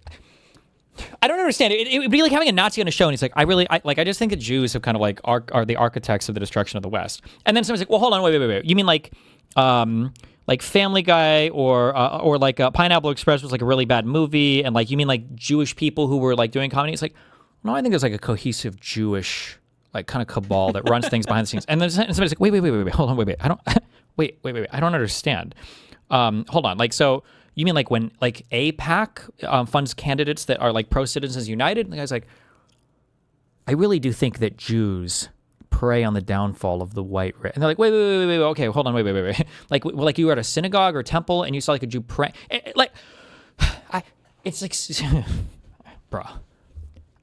And keep in mind too, and I can tell you from firsthand experience, okay? These are your terminally online people. It's even more hopeless in the real world. People have no concept of how fucking crazy fringe all these people are. They have no clue what they're dealing with. Even in the online world, these guys are like very slowly starting to discover like, wait, what? The end goal of that, I'm sorry, I just don't quite understand this argument about what's going on here. Like what's the end goal? Like to make money as because we're consultants not talking about streamers, right? We're talking about politicians, we're talking about consultants, we're talking. Yes, and he believes that the Dems and the Republicans are maybe roughly the same thing. Like that's generally how these people function. About the party. Why does the party want Donald Trump to win? Even I'm not that cynical about the Democrats. I think saying want Donald Trump to win is just like me being you're repeating rhetoric that is very, very common in those spaces online. They say this constantly. And Hutch is the only one who's fucking no-lifed this debate as much as maybe not as much as I have, but like a fuck ton. So Hutch is aware of like, he's not just saying random shit that's like goofy. Like he's hitting all the main talking points. He's not like misspeaking. He doesn't need people to help him like he's retarded. He can't communicate well. He's hitting exactly the points that he means to hit. Constantly. But it is like, that is a pretty outrageous thing to say. I think the truth behind that is that because I don't think it bothers them, I guess, is that he has won because it allows them to run against him, fundraise against him. Sure. What do you mean, sure? I mean, like, the claim is that all these politicians just do not care about the worst effects of Trump's rhetoric and policy, and they're just like, it's good for me. Like, they're all just self-serving, narcissistic. Like, there are politicians that exist like this, but the idea that the entirety or even the majority of the Democratic Party can look at all the damage being caused and just say, oh, well, it's good for us, like, that's ridiculous. So by the way, this is always your end stage for slopulism. This is what populism is. Populism is not like, it's a popular idea that the people need healthcare. It is always the idea that there is an elite class that's always working together to fuck over the average person. This is populism essentialized in this conversation. That it's overdetermined. It's obvious that all the political elites wanted Donald Trump to win, and the Democratic Party wasn't trying to put up a real fight against Trump, and that nobody actually cares if Trump wins because it lets them fundraise more. This is slopulism. So Keith, I would try a different approach. This would be my pushback or my I guess question to you is like, Hutch would tell you, and I think he'd have a fair point here, which is, it seems that the elements of the anti-electoral left, and again, not to pick on Hassan, but since his name was invoked, Hassan. And again, I don't know if Jessiah stopped watching the news or whatever, but like, it's not just that his name was invoked. Like, he is actively campaigning right now with El Sayed and with Hong the day before their primaries. I don't know. Again, I don't know what this is like. Oh, it's just obsession, personal. Like he you can turn on the news and see him. Fox News is running like almost daily fucking hits on this guy now to malign the Democratic primary winners or the people coming up that are going to come up. Like. Yeah, Hung's primary is in a week. El Sayed, he was with El Sayed yesterday. He might be in Michigan right now, actually. So he is. Yeah, it's like, I guess we'll, since Hassan's name was brought up, I guess. It's like, what do you mean you guess? What? Talking about this liberal fuck is not obsession. Like, we have to get this out of our vocabulary. It's crazy. It's so effective. It's such a good way to just fucking shut down conversation. And then for some reason, people fall for it. Not to pick on Hassan, but since, his name was invoked, Hassan would be an example of this, where actually the thing you ascribe to the establishment Democratic Party, perhaps it exists in some form from feckless moderates, but it also exists on the leftist fringe. People who, for example, the leftist fringe. Like, if you didn't endorse Kamala Harris to win in 2024, I would say by definition you preferred Trump to win and you were comfortable with Trump winning, right? Or Josiah, take the Mike from PA who literally outright just says, I am happy Kamala Harris lost. It's not even like mask on. He's just like, yep, it's better for me that Trump won. That's like the kind of people we're dealing with. Yeah, I believed it was all hands on deck for Kamala Harris. And I actually would have preferred that we had a primary. I think this guy got mind fucked by whatever lefty space is, because he's not joking when he says that. This guy was like a big Biden-Harris supporter. I don't know if the election doomered him or if his friends all just became these DSA types, or if he's just in communities like every other liberal community where you're not allowed to push back on the far left people, so eventually you just start to fall for all the sloppulous rhetoric because you think it's more or less the same as what you're pushing for. But he legitimately was a big Harris supporter. So I think they were trying to do some sort of like mini primary. I would have liked that. I thought it was an awful look that the pro-democracy party didn't even have a primary. They did have a primary. It wasn't a competitive primary. No, but the reason was it wasn't really a primary. Come on. Like, but that's normal. But I think really saying that is actually just being so. Holy shit. I just got the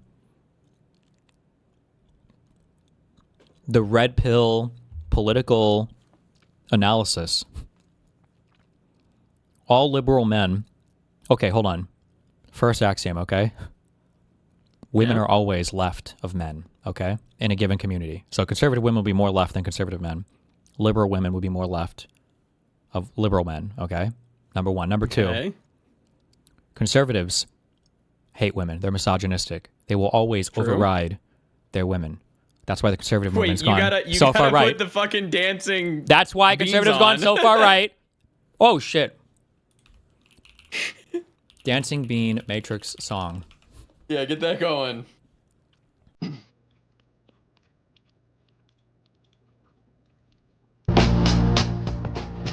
Okay, ignore the text because I don't know what's being said. Okay.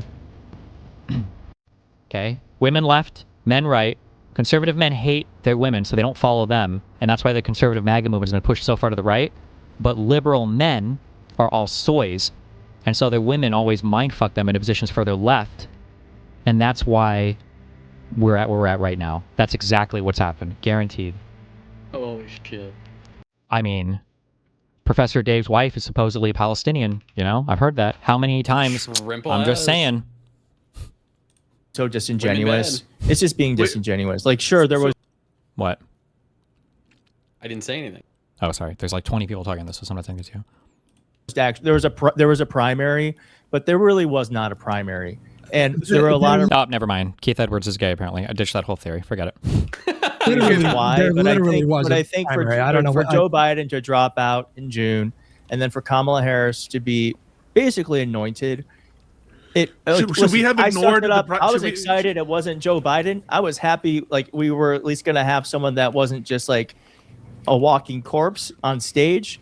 But I think that we would have all benefited from someone. I think the reason why we lost is because we didn't have someone that could speak to more of the issues of the party than just someone who just had so many problems. Keith, I'll agree with you that I wish there was a more competitive process, but unfortunately, at the moment, just like with Troy Jackson up in Maine, the primary, whether you like it or not, did occur. And so when I hear this, I'm like, what did you want to happen? Did you want them to throw out the primary that actually did occur, and illegally, by the way, in violation of the rules? To me, I would have preferred that every single one of the members or the delegates actually would have, participated in a more competitive process. But it didn't work out that way, and that's to the shame of Joe Biden. But again, it doesn't mean that there's this nefarious intention to just like keep Trump around to like make money for consultants. I think that's a step too far. No, I'm not alleging that. Did the National DSA endorse anyone? Did the National DSA endorse anyone for president in 2024? Nope. I have no idea. Do you know? Are you asking? I don't think they did. He's a political consultant, huge YouTube channel, is part of the DSA. How do you not know? Really? He's lying. I don't think they made any endorsement. Yeah, well, again, Keith said that it was an all hands on deck thing, and I'm sure he would agree. DSA, they were not hands on deck on that fight. Listen, Keith, I'm sure Keith would agree that DSA to get that lady elected. Okay. Yep. I mean, I'm grateful, but I wish more people, especially groups like DSA, did more to help the second Trump term. That's been an absolute catastrophe. But so, Keith, I'm curious what your position is on that, because that's been a source, I think, of tension in these like ongoing, online feuds or whatever. Again, the idea that it's not just online feuds or whatever. Man. Online feuds or whatever. It's such dismissive language. He needs to. If Hong ends up losing in Wisconsin, and holy fuck, it would be bad. But if Saeed loses in Michigan, there needs to be like a come to Jesus moment of like, okay, maybe I need to reevaluate. No, it's just going to be AIPAC bad. Dems didn't love him enough, and they're going to go and look at my statements and be like, look, that's the proof. I don't think Jessiah is just an AIPAC bad guy. I don't think. No. No. I'm just talking broader. Oh, sure. I was talking for Jessiah specifically. But... Oh, okay. The idea of vote blue no matter who, right? There's this tension now among leftists who are pleased with the results of primary elections, be it Abdul or Chevalier or Mamdani or whoever it is, like when he was running for New York City mayor, and the expectation was, okay, moderates, now you need to get behind the candidate, which I think is perfectly reasonable, because I am one of those morally superior vote blue no matter who kind of guys, because I'm consistent. I don't care if it's a fucking moderate candidate or a progressive candidate. I think that it is an all hands on deck situation when the alternative is a Republican. Hello, could you imagine what? Oh, you paused, sorry. Oh, I thought you lagged out. Could you imagine watching a single Hassan stream ever where somebody's telling Hassan, like, well, don't you think like Destiny's community, they have like canvas for Dems and everything else? Like, don't you think it would be important that like, at least in this moment, we kind of like chill and we're, doing everything we can to beat the election right now. And then maybe like, could you imagine a single conversation like that ever? Never. Much the same that you never see the same with MAGA either. Again, it's the same playbook. But to the frustration of a lot of people, that has not been the calculus of the quote-unquote DSA left, or Hassan Piker, or many of the actual candidates themselves who did not endorse Kamala Harris or Joe Biden. As far as somebody who advocated for Kamala Harris as you did, but is also a member of the DSA, how do you square that circle? Because there's a lot of bad blood in the coalition. A lot of people are now going to say, okay, well, now that your DSA candidate is the candidate, maybe we withhold our vote because you did it to Kamala, you did it to this person, you did it to that person. We're not going to have two different sets of rules. Well, I would say this. I would say like two rights don't make a wrong.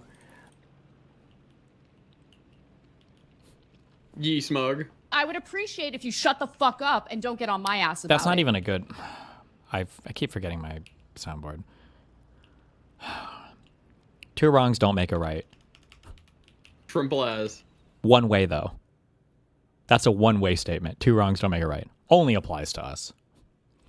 Remember when you talk about Republicans and they're like, we need to come back to the center. We need to we need to get back to real politics and all this. And we can't be so partisan at each other's throats and everything. And they always expect the Democrats to make the first move on it, right? Same thing with the DSA people, right? Like they always expect. I don't even know what he's expecting here. Like two wrongs don't make a right. Does that mean you're admitting that the DSA was wrong, but then we should just let them continue to take advantage of us because they're still doing the same thing? But whatever. I would also say, or two wrongs don't make a right. Yeah. And I would also say Hassan Piker. I from what I understand, because I did a video on this, because I mean, it wasn't even the full idea of the video, but like it was like an aside where I was like, I really wish that he would have just supported her in the general. And then I think he watched on a stream, and I think he said that he did support. Like, bruh. Recently, I think he said that he didn't, right? In his new interview? I haven't He seen didn't. the Correct. quote. That's correct. That's correct. This is a fucking lie. It's a total fucking lie. Would still vote for a candidate who was, and then you see the Democrats, how their vote changes. Convicted of a DUI, 70%. Accused of sexual assault, 39%. 42% for domestic violence. 55% concealed a terminal illness. MAGA voters, Look at the 66, chads on the 72, left, man. 76, 58, 75. Bro, That's what I'm talking about. This That's what we is need. hell yeah. Accepted expensive gifts from lobbyists. 75%. Who Their cares? Their lowest is shared classified info to a foreign government, and it's still the majority. It's crazy. Giga Chads. Don't care. Porter. So I don't know what the truth is don't pull that. By the way, on our side, if you could have like a DSA column and then you had one thing for like ever spoke to a Jew in your entire fucking life, 12%. It's just so fucking ridiculous, bro. They'd be, yeah, the 12% would be like, well, they probably told him off. And I think he said that he did. So Porter. So I don't know what the truth is don't pull that behind bullshit, dude. How does this guy's story even make sense? I made a video saying that I was upset that Hassan didn't support Kamala, but then he said he did support Kamala. Where did you get it in your head, the idea that he didn't support Kamala if he has to Dude, look at what he's doing right now with all his money and time, and tell me he didn't fucking completely drop the ball in 2024. Okay. Well, I don't think it's his responsibility or anyone's responsibility to It be is 100% his fucking Absolutely it responsibility. is. You have 100% a base of Hold on, millions wait, of he might be people, correct. and it's an existential threat from the right, and you think it's not his responsibility? Wait, we give Mehdi Hassan more flowers. We give Mehdi Hassan more I know, credit. but I'm just saying Jesiah will that talk about that. there were, I think most progressives and leftists understood that it was like all hands on deck. And I think it's just like not helpful. Most, but not all. I agree with Winnow. I just want to say most, but not all. All right. I don't think. No, let me give you what I believe. I believe that lefties did not cost Kamala the election. I don't think there's empirical data for that. But those who did sit out, those who did equivocate, those who did, I don't really know. That's bullshit. Look around us. We see the corruption. If you know how much that sucks, why would you want to do that again? I'm not. Wait, what? But those. Oh, I get it. If them undermining your position constantly was so horrible, why would you want to undermine theirs? Wasn't that so painful? Okay. Jesus. Who did sit out, those who did equivocate, those who did, I don't really know. And then remember, that's bullshit.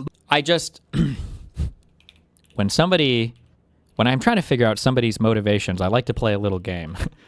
I assume, what's the worst thing that they could ever want for me? And then I go, what's the little finger speech? You remember this? Oh my God. Just ask. The ladder? No. Me tonight when El Sayed loses. Chaos is a ladder. I play a little game. I assume the worst. What's the worst reason they could possibly have for saying what they say and doing what they do? Then I ask myself, how well does that reason explain what they say and what they do? Okay, that was the worst cut thing ever. I'm pretty sure I didn't have the full thing in there.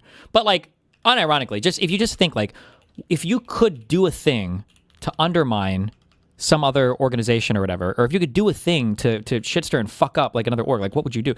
This guy has the playbook. Exactamundo. He has the exact play. He's doing every single thing, right?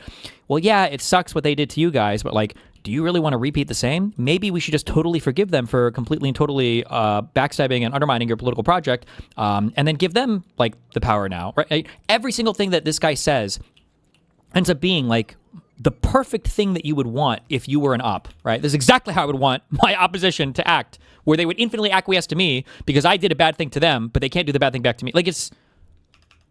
Look around us, did equivocate. Those who did, I don't really know. That's bullshit. Look around us. We see the corruption. If you know how much that sucks, why would you want to do that again?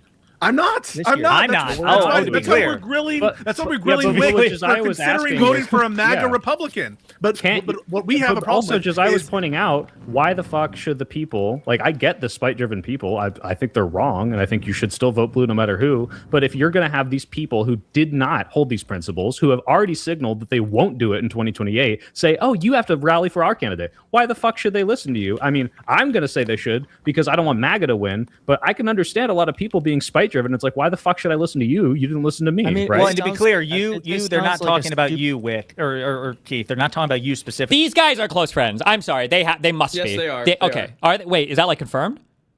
I don't know if close, but like he invited Keith on the podcast. I'm pretty sure they like tweeted each other and stuff. Okay, because he's given him so much cover, and he's like doing like soothing here. He's like, it's I don't know. It's. I mean, right? well, and to be clear, they're not sounds like a talking about stupid- you, Wick, or Keith. They're not talking about you specifically. They're Yeah, basically because you trying were to- all hands yeah. on deck 2024. Yeah, the point of the question was basically like, as somebody who used to work on campaigns and is now a political commentator and is also a member of the DSA, are you concerned about that tension, this feud between the two factions of the Lib Left coalition of the Democratic Party? I'm just glad that it's happening now. I think it's good. I think this stuff is healthy. I don't think it's good. I don't think like he's it's got to be strategic, dude. These guys are so good. Okay, they're so smart. They're so sneaky, right? It would be healthy. I might not even mind. Maybe I'd have to think about it, but I might not even mind a socialist wing in my party because I think maybe there are ideas that we can yoink from them or whatever. But it has to be an open competition. We have to be able to fight on it.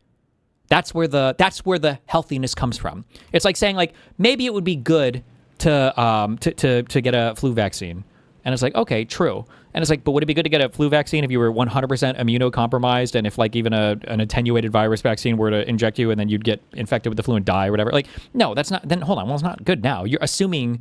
When you say like a thing is good, like competition is good, you're assuming there are like competitors in the arena that are going to be fighting and trying to make the best argument for the thing. That would be fine, but we're not allowed to do that. We're never, ever allowed to hit left. Yeah, go ahead. What? I feel like a lot of the time they just don't like democracy. Like they don't like that sometimes they lose and then they just like throw the baby out with the bathwater over everything. A little bit, yeah. But what the problem that happens when you become conspiratorial is that your beliefs you're never shaken. Your beliefs are never shaken. Because there's always something. Right? It's like it's almost like how people who are sexually assaulted, who are religious. Actually, this might actually be sexual assault. This might actually be all forms of trauma.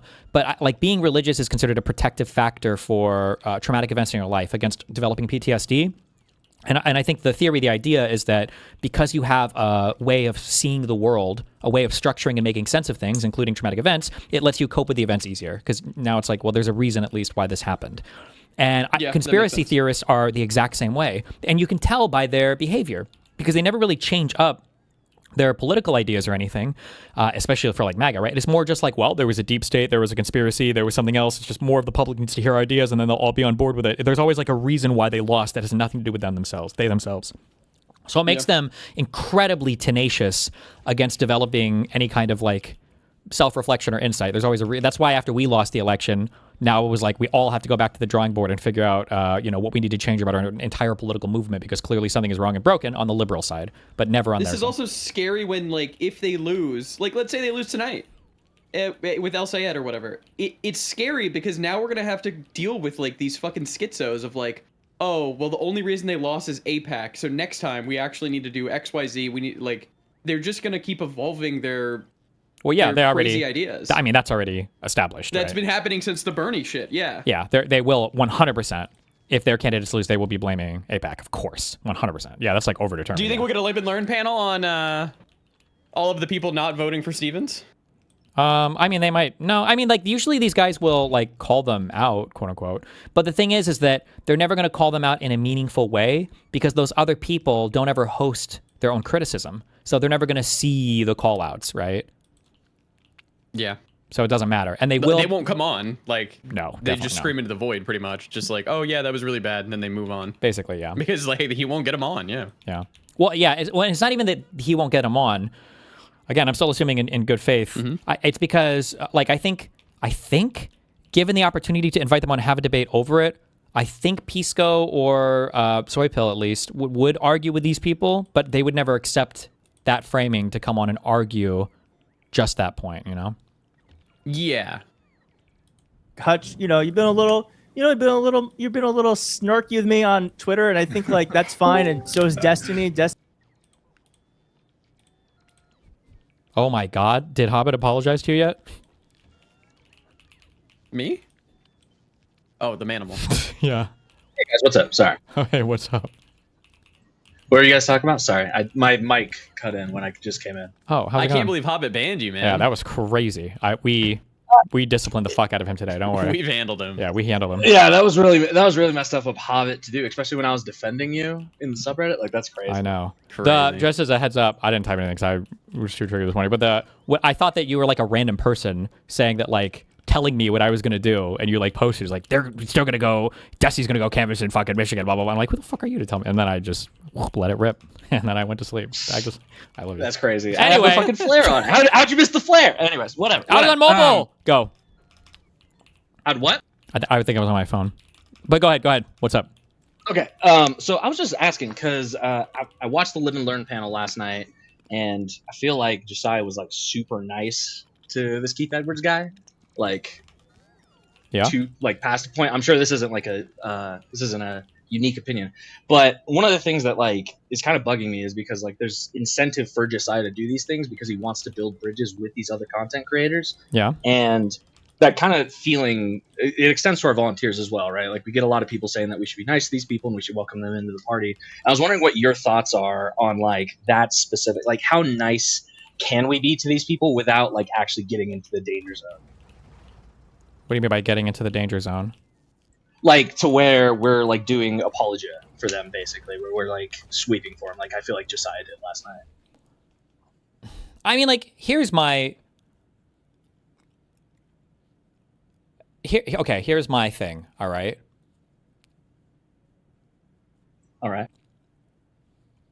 If I were to kidnap you and everyone you loved, and I were to put you in a room, and I were to tell you, gun to your head, you need to pick 2 people on this panel, and you need to tell me how they feel about the DSA, which 2 people would you pick?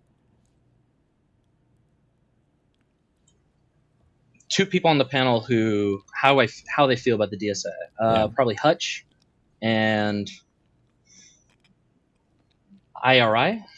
Cool. Okay. Fuck. I should have written this down first, so I didn't feel like I was just agreeing with you. But yeah, I would agree. I think Hutch could have a friendly conversation with Keith. I know Guy could, but you're not confused about where they stand, right? I think a really good example of this is, I think if you were part of my community, now people from other communities try to misrepresent this, but regardless of how my appearances on stream, whatever, with Nick Fuentes were, if somebody were to ask you, what does Destiny think about Fuentes' worldview or neo-Nazism or any of this, you don't have to guess. It's super transparent. It's very easy. Like, I could even have these people on and have some like friendly interactions with them. And if I were to get criticized by my community, the criticism would be, I feel like you are sane washing these people, or you're being too polite and you should provide more pushback because you're not communicating your views correctly. It wouldn't be, guys, I think Destiny is like a secret neo-Nazi, right? That would be the charge. The issue is that these people are, it's a two-way street. They're so unwilling to be heavily critical that it makes you wonder what they actually believe. But I don't think that they realize that they're part of like a ratchet where the other side like is deliberately enforcing that mechanism, and that they won't engage with you unless you offer them so much charity. And that kind of like pull mechanism is always going to move in the wrong direction. So it's going to move against you. So like, I trust myself. I think I trust like Mooten. At this point, I super trust like Hutch. For the most part, I trust Guy to be on shows with people who they have adversarial relationships with. And I think people are going to know pretty decently where they stand. It's not going to be like a big question mark. And I mean, insofar as that goes, I think that's fine. But then the big challenging thing, and you guys understand, you guys might even know this better than me. No, nobody knows this better than me because this is my whole fucking life. But it's very, very hard to build relationships with people if you have strong political beliefs, because a lot of the stuff that goes on behind the scenes, a lot of these DC relationships, a lot of content creator relationships really are like friendship first and give me cover first. And any serious pushback on your thing is going to like nuke that relationship, and they won't want to do anything with you. Yeah, it's incredibly frustrating because like ongoing relationships are like a single line in an email can like tank these things. Sure. And so like I want to be one of the people that's like more aggressive against this. I want us to have like a strong stance, and I think the best way to do that is like in a positive way is like reinforcing liberals and like IRI and Hutch, right? Like if they post something good, making sure we're supportive.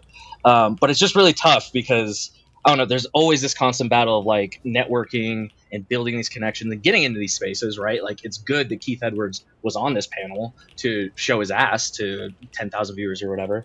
But like, yeah, I don't feel like we're in a good spot. And I'm sure you agree with this, right? We're not in a good spot on the liberal side when it comes to actually being strong in our positions and actually attracting people to our positions. Because like, because you if set you up can't this put up thing. a fight, no. Yeah, and Go ahead. it's so lame. Like you're a liberal and nobody really likes you. And like if you really think about what it means to be like a liberal or like even moderate is like a slur. Like what you're really saying is that you're kind of like the person who's a little bit too much of a cuck loser to have a real political position, but like you're just kind of here as a stand-in for like the far left who are like the cool sexy people, and they're like the ones who want to do like if you're a moderate, you're basically saying like fuck the average person. I don't think what you want is politically possible, but I guess I'll pay lip service maybe to what you want and kind of sort of push in that direction. But like if you really care and you're really passionate and you really want to do good for people and see people succeed, you would be a DSA member, leftist, socialist.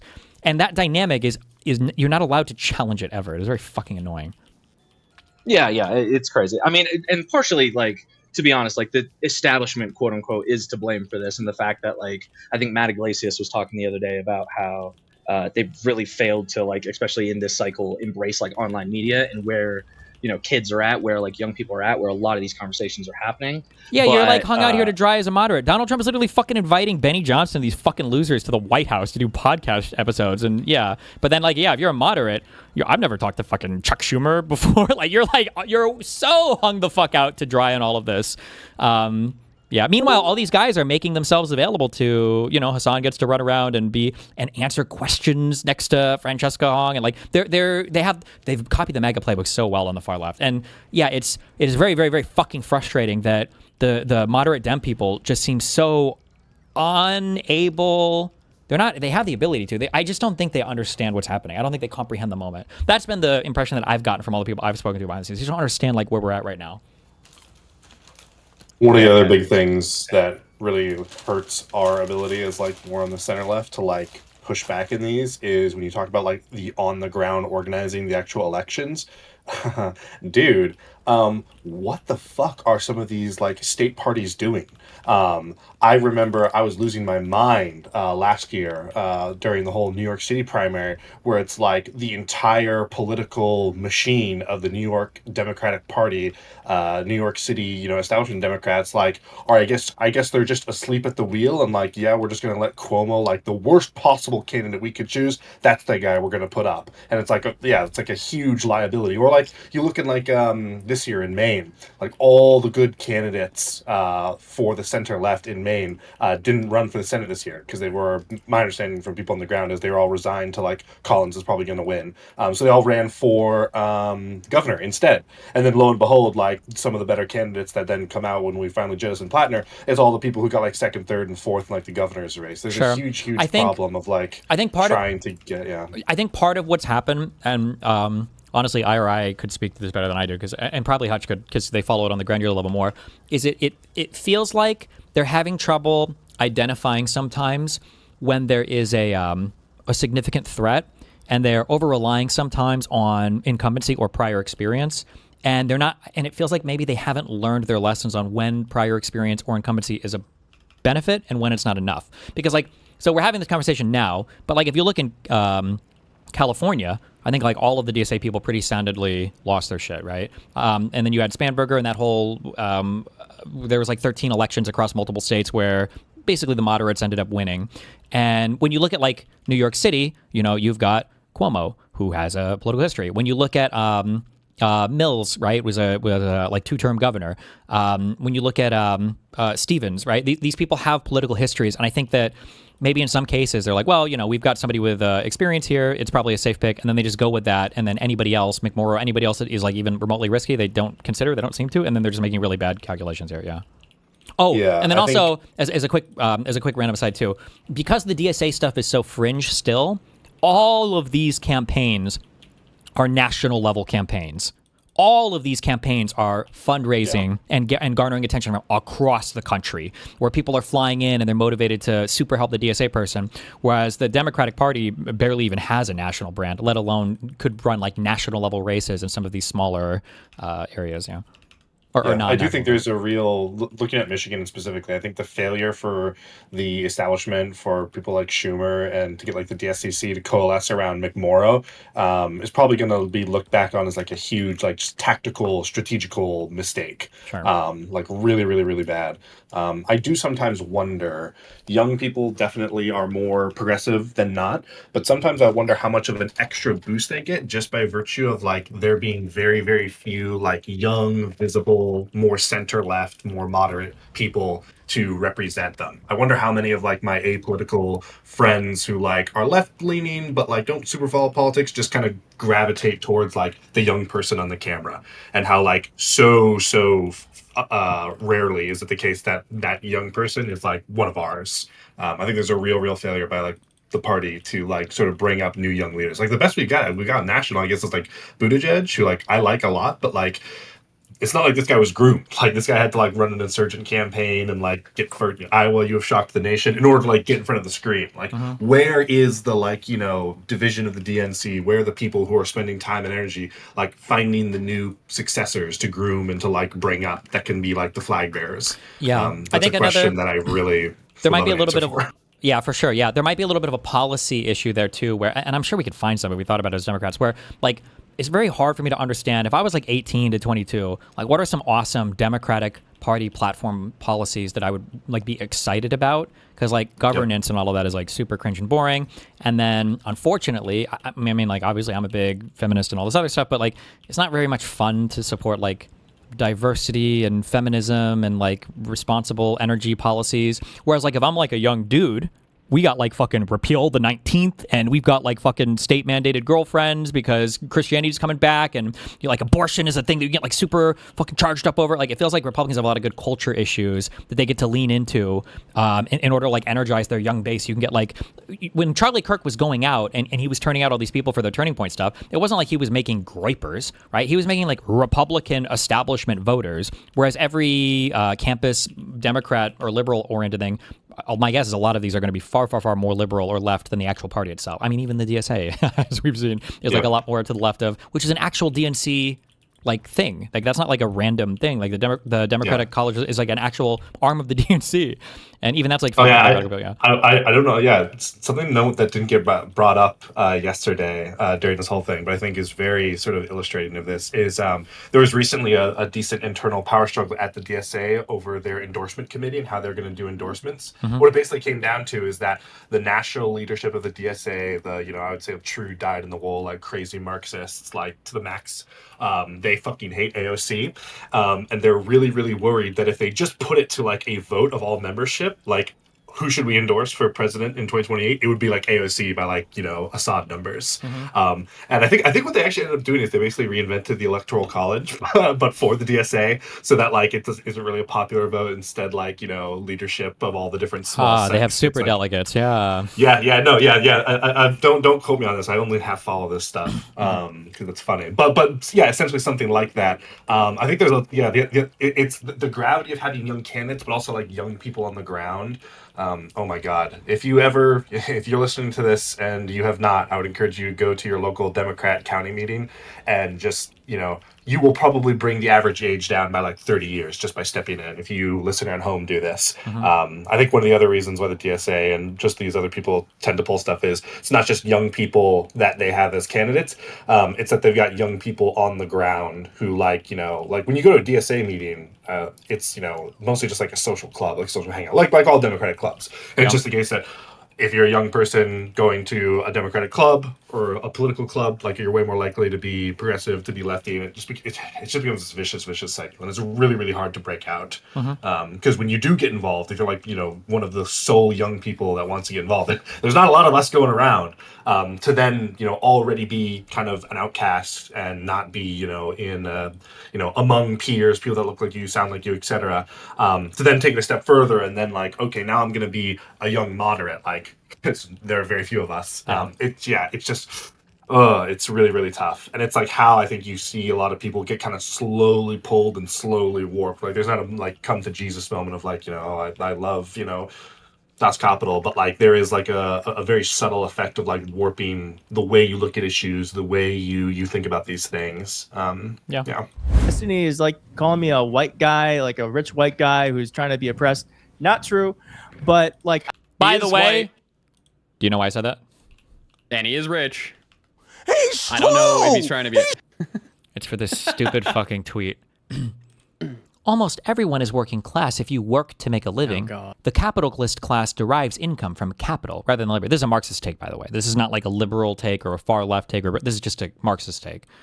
And then this is every one of these. This is in response to. Wait, this is in response to. I don't know. Flying out to Detroit on a Monday morning whim to volunteer for a statewide race as an out-of-state visitor for 3 days doesn't sound very working class to me. What were you saying? I was just gonna say, like, every one of these fucking YouTubers who is rich, by the way, wants to, for some reason, still be seen as like the everyday guy. I don't know. A little bit, yeah. Snarky with me on Twitter, and I think like that's fine. And so is Destiny. Destiny is like calling me a white guy, like a rich white guy who's trying to be oppressed. Not true, but like I don't think I've been pretty tame with you. I've been pretty tame with you. I know. But I don't think that stuff is particularly helpful. But I. What about calling me sex pestiny, molestiny, rapestiny? Like, but no, it's all right. They'll never. Or saying every single thing is APAC funded. Or when Hassan was making fun of the way Haley Stevens talks. Or when you have you yourself constantly attacking people in Texas related to Crockett and Tallarico, shitting on all the black voters. And like, it's never productive. Again, I don't know how many more times I have to say this. It's never productive when our side does it. It's always acceptable when their side does it. That's always how it works. True. Every single time. That's always how it works. I do think it's good that that these dynamics are unfolding in campaigns and online, and that like we are able to have these internal battles to see like the future of the party. I don't think it hurts. Like I think it's good. It's a net good that Haley Stevens is 100% behind Israel. She has $60 million of outside money helping her out, and you have someone like Abdul who is showing a different version of what the Democratic Party can be. Oh, so that's you can either be Jew backed and funded, or you can be a moral, good, righteous human being. Gotcha. Okay. And the Democrats in Michigan are going to decide who their candidate is. I don't think that's like a bad outcome, but I just think that like there are going to be hurt feelings, and people are going to wish that their candidate won. Yeah, but it's then the job of the campaign feelings, of Abdul to do what he can to try to win over those voters and make sure that they feel like they have. Well, like what Wick said. There you in go. His tent and in the campaign. Earn my vote. All right, so I don't. I just don't like. I don't Triple like S. primaries are not bad. Like I think we've actually suffered because we haven't had enough of them. I don't know. But he's already poised. He's already poisoned the well with that by criticizing Gretchen Whitmer for endorsing his opponent, a popular governor. true. But Keith, I have to say, having a primary when you have an incumbent president who hasn't done a second term is not normal at all. Like historically, you do not challenge the president who's It's not running only for re-election. not normal, You it's get retarded to do it. Yeah. behind it. And if Biden had hit a single in that debate and done just fine, we wouldn't even be having this conversation. So for you to be upset about we didn't really have a primary, I feel like you're playing into MAGA's concern trolling about our democracy is not really being held up by Democrats. So I don't understand how God doesn't understand this. He's not concern trolling. That's his legitimate belief. He legitimately believes that the Democratic Party is not democratic. He believes that. That's his actual opinion. how dare you challenge Trump with his saying the election's rigged? You guys rigged the election. I mean, I really think we have to be careful with that. I think we're just going to agree to disagree on that because I think it's fundamentally one of the worst. I think it's like historically we'll look back and like that's one of the worst decisions that our party ever made was not challenging Joe Biden. It wasn't again when it wasn't like a decision. And there's no one here. There's no one here on this live stream or anyone watching that could have made the decision for him. But there are probably about 5 people who were very important, very well paid, that saw what was going on, saw how badly he saw how bad he was getting, and decided that it was worth their proximity to power and their ability to make money, that he continue a campaign that they knew he could not win, versus it was all intentional. letting go of that power, telling him the truth that it was not going to be able to happen. There were a couple and such letting advisors, an actual primary unfold. There was a couple such advisors, but here's the problem I have to IRI's point. There's this narrative that there was a broader conspiracy among the Democratic elites, among the Democratic Party, even to be like a party to that conversation. That's what he's saying. Yes, that's what he's saying. Hello, that is, yes, correct. That's right. That's what he's saying. And to do the actions that you're attributing to a couple of people more broadly, but that's just not true. And if you look at how the decision was made and how it's reported on, it was almost like there wasn't even an inflection point at all. There wasn't a decision point at all. And behind the scenes, many of the quote unquote elites were highly critical of this decision. And some of the people who were like, think about Pelosi coming out and being like, it's up to Biden to make his decision after Biden had already made his decision to stay in the race. They were just attacking him constantly to do the thing that you think was probably in the best interest of the country, which is for Biden to step down from the race. That's the Democratic elites. I don't think it's I don't think it's really courageous in June of 2024 to say that Joe Biden should rethink his decision to run. I think it would have been brave in December of 2022. Asking a guy in a campaign to step down as the incumbent is going to be brave no matter what. The presidential. Tell the president to stop running in the middle of a campaign. This is completely unprecedented. It just doesn't happen. The reason why incumbents have such an advantage is because they're incumbents. And so we did have a primary. You can say that I don't know what you're suggesting. The DNC should have gotten involved in what elevated who like Marianne Williamson, who nobody wanted to challenge Biden because he had enough support from primary voters to easily coast to. Well, that's not but I guess if I'm remembering correctly, polling always said even after the November midterms in 2022 that the Democratic Party wanted someone else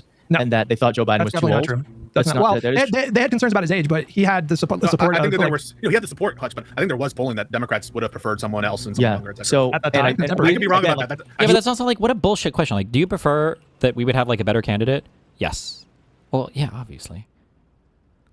If you ask people, would you prefer a different candidate? Well, of course you're going to be thinking somebody better, right? Obviously. Yeah, I guess. Of course. Sure, yeah, of course, obviously, yeah.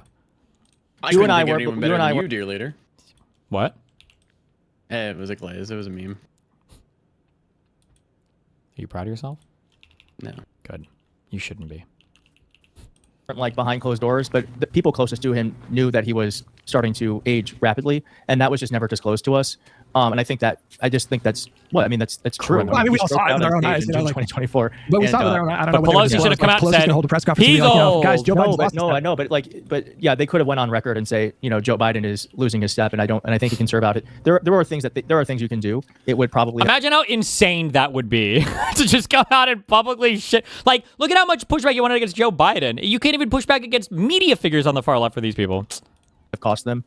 To validate Kate's position here, and I'm using shout out to Rob Noor. I'm using Claude here to find polls here, but there were multiple polls. AIing requests here to try to back Keith up in the debate, by the way, but okay. In 2022, with pluralities or majorities of Democratic voters saying that they wanted a different leader in 2024. I take your word for it. But I mean, push comes to shove, though. What counts is the votes, and if people had an opportunity to step forward and come on, man. So are you really saying the votes matter when it's Marianne Williamson, who, by the way, I don't hate, of course they matter, versus Joe Biden? That's it's not a real primary. Well, I don't know what that means. Though. The DNC, who would they have elevated to challenge Biden? Nobody wanted to run against him. That's not. He doesn't elevate anyone. It's just that's I guess that's back to my point of there's a fundamental sickness in the Democratic Party where there is, and we're seeing it kind of play out in real time where they think primaries are offensive, that we're elevating. Anything about Troy Jackson? Does anybody bring up Troy Jackson? Are you okay with him being appointed, anointed, chosen? Oh, well, that just had to make sense. There was no single time. election with an incumbent has been run for the entirety of history, pretty much. It's a sickness. It's a sickness that has existed since the dawn of America. That's what he means. That's why we need socialism. It is. I mean, listen, we used to not even have primaries. I think this is good that we have these now, because it used to be that we didn't even have primaries, right? It used to be that truly party bosses picked the nominee. So it's good that we have this, but I just think that it's just, to me, a sign of something that could be better. That we really should feel that people should be able to challenge They did. leader of the Democratic Party. No, But- no one and did. they lost really bad. No one did. No one really did. actually. No, Right? Keith, Palmer won the America Samoa primary. Yeah, Dean. What was his name? Dean. Dean Phillips. Yeah. Yeah, Dean Withers. Dean All right. Withers is a bit too young. for Guys, that. we're Dean coming up Phillips. on 2 hours. Do we want to give our endorsement of Saeed or Stevens before the big Oh, yeah, we election should. tomorrow? All right, Saeed, we'll Saeed wants to expand. Saeed wants to expand the Supreme Court, so I am Saeed all the way. Yeah, Pack the fucking I'll court. start. Keith, Yeah, by the way, I'll- Keith, real quick, I'm- are you pro packing the court? Please tell me you're pro packing the court. Yeah. Okay, there we go. Okay. All right, I'm pro Saeed. Money out of politics. I want. He's pro Ukraine. Pack the court. He Say pack the represents a court. more strong vision. I Say think pack Stevens the does. court, Soy. Say it. And pack the court. Thank you. Hutch, your turn. Call me Have to endorse now. Switzerland. Strategic neutrality. Wow. Okay, Wick. But you will endorse the nominee, correct? Sure. Yeah, of course. Sick. Well, We got this I'll game say it back. again. If El Sayed wins, I will not vote for him in November. So he's not going to do it. I hope other people vote for him, though. But in all seriousness, I'm in California, so it doesn't matter. I'm joking. But I support Stevens. Based on the poll, she has a better chance against Mike Rogers. I don't agree with Keith that he's got more room. I think he's got more people to lose. In fact, I think a lot of those Stevens people are going to go over to Rogers, who could have been one, because he's being put on. There's a show being put on that he's too extreme, and he's associating himself with people like Hassan, who I think it's unnecessary blow to his own campaign to associate with that guy. And I think the polls show he's losing to Rogers, and I don't know how he's going to clean that up, because Gretchen Whitmer's not going to come out heavy hitting for him after he talks shit on her. Keith, what about you? But buddy? you better believe these guys are all going to get so fucking ass pained if Whitmer doesn't come out and give him the most fucking full-throated endorsement. I think you're next in line. Let's stick it to him. Stick it to him. With You're going for Abdul. Stevens? With Abdul. And what about you? I'll say for sure. I think whoever wins, I would plug my nose in support, just regardless. I think that's like the general consensus, right? Like anything but MAGA. Sure. Vote blue no matter who. That's right. Some people Vote blue on the no show matter hadn't been saying this, but I think everyone here agrees. I do want to say, though, Keith, Hutch is scared. I think we have- No, it's not you. It's not you. Sorry. I think we have a bigger problem in the Democratic Party, where we've turned it into a sport to shit on our own leaders and our own party. And Who's done that? It's like we think we're helping by criticizing, whereas we've got rock stars like Tallarico and John Ossoff, and some people may be unhappy with Chuck Schumer, but he's the reason why we have some of these people like Roy Joe Cooper, Manchin. Mary Patola. He's the reason why we were to achieve so much stuff under Biden with a 50-50 split Senate. And I know a lot of people say it's crumbs and all that, but I was making a point earlier.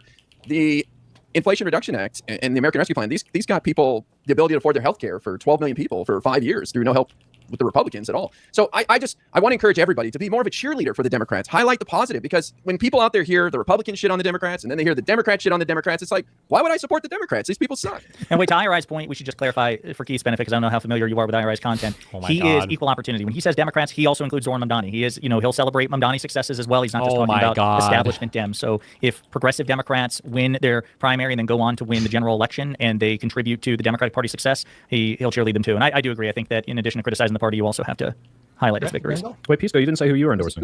I did, but if you didn't hear me, Obviously. I'll say Ed, on issues related to structural reform, court expansion, and yeah, I think he's more likely to vote to do those things. So yeah, now that some polls are coming out showing, again, I think it's still equivocal, and it's in terms of the lead that Stevens has relative to El Sayed over Rogers. But that's the reason why I'm supporting El Sayed. And at this point, there's also polling indicating that I think El Sayed is the overwhelming prohibitive favorite to win the primary. And at this point, I think people just got to start dealing with the reality that we got to support this guy. All right. Well, sorry I we couldn't go think for there's 8. Oh, go ahead. Oh, sorry. Last thing that I've been meaning to get out. I think there's supposed to be a natural, and a lot of you will probably disagree with me because I'm, of course, further left than probably everyone here. I think there's supposed to be a natural ebb and flow of the party and the ideologies and the people and the members and all that. I would disagree think with there's that. right now this resistance to that slow progressive change over time, and I think this conversation will look very, very different once we have another Democrat back in office and also have the House and Senate. I agree. Hopefully. And I Fingers agree crossed. even sooner than that. I think the midterms, if they go well, Democrats back in power with the gavels in the House doing investigations are going to show leadership. People are still sour from the Biden-Kamala loss in 24, but they're about to see a whole new side of the Democrats. So I think it'll boost morale and change the conversation for sure. I think that's Guy, would you consider joining the DSA to alter it from within? Would you subvert the DSA? Yes, I have my kafia. I bought a kafia. I'm ready to go to my first DSA meeting. I did not. Liberal entryism. Let's go. Wait, I have a question for Keith. Keith, in terms of the Democratic primary for president that's going to be shaping up, who do you have eyes on? Who's exciting you? Do you like Ossoff? Do you like, I really AOC? like Who do you Ossoff. I like Ossoff, but I work for him, so I feel like that's not fair. Yeah, you're biased. I You're forgot biased. about- I forgot about that. I would like to work The for Duke President, can please. So Ossoff is actually standing off screen with a loaded gun, telling Keith to give that answer right now. Okay, your non-Ossoff selections, who would be your roster? Can we just pause? Yeah, Honestly, I don't. Wait, I want to ask about Ossoff stuff. Ossoff is a moderate. You would agree with that, Keith? Yeah. Yeah. So He didn't even have the balls to run against Biden in 2024 because he was part of the sickness. True. All right. Sorry. Go ahead, Josiah. My bad. Okay, so other than Ossoff, because I think he's in all of our rosters. Oh my God. Who else do you like and why? And Anne, I'm curious what your answers are too, but Keith, go ahead first if you don't mind. I don't really, I mean, I like Ro Khanna Please, as Keith, an go idea, ahead. but I'm not sure I want him to be a president. I really like AOC, but I want her to run for Senate. I want her to run against Chuck Schumer if we can. Here's my hot take. That's going to sound smart, but I'm sure other people have said it, is that I really think that whoever it's going to be is probably someone we're not even talking about. Like, there's going to be so much is going to change after the midterms. It's going to be a reset. And I just think that I have to imagine that there's going to be someone, hopefully there's going to be 20 people who run.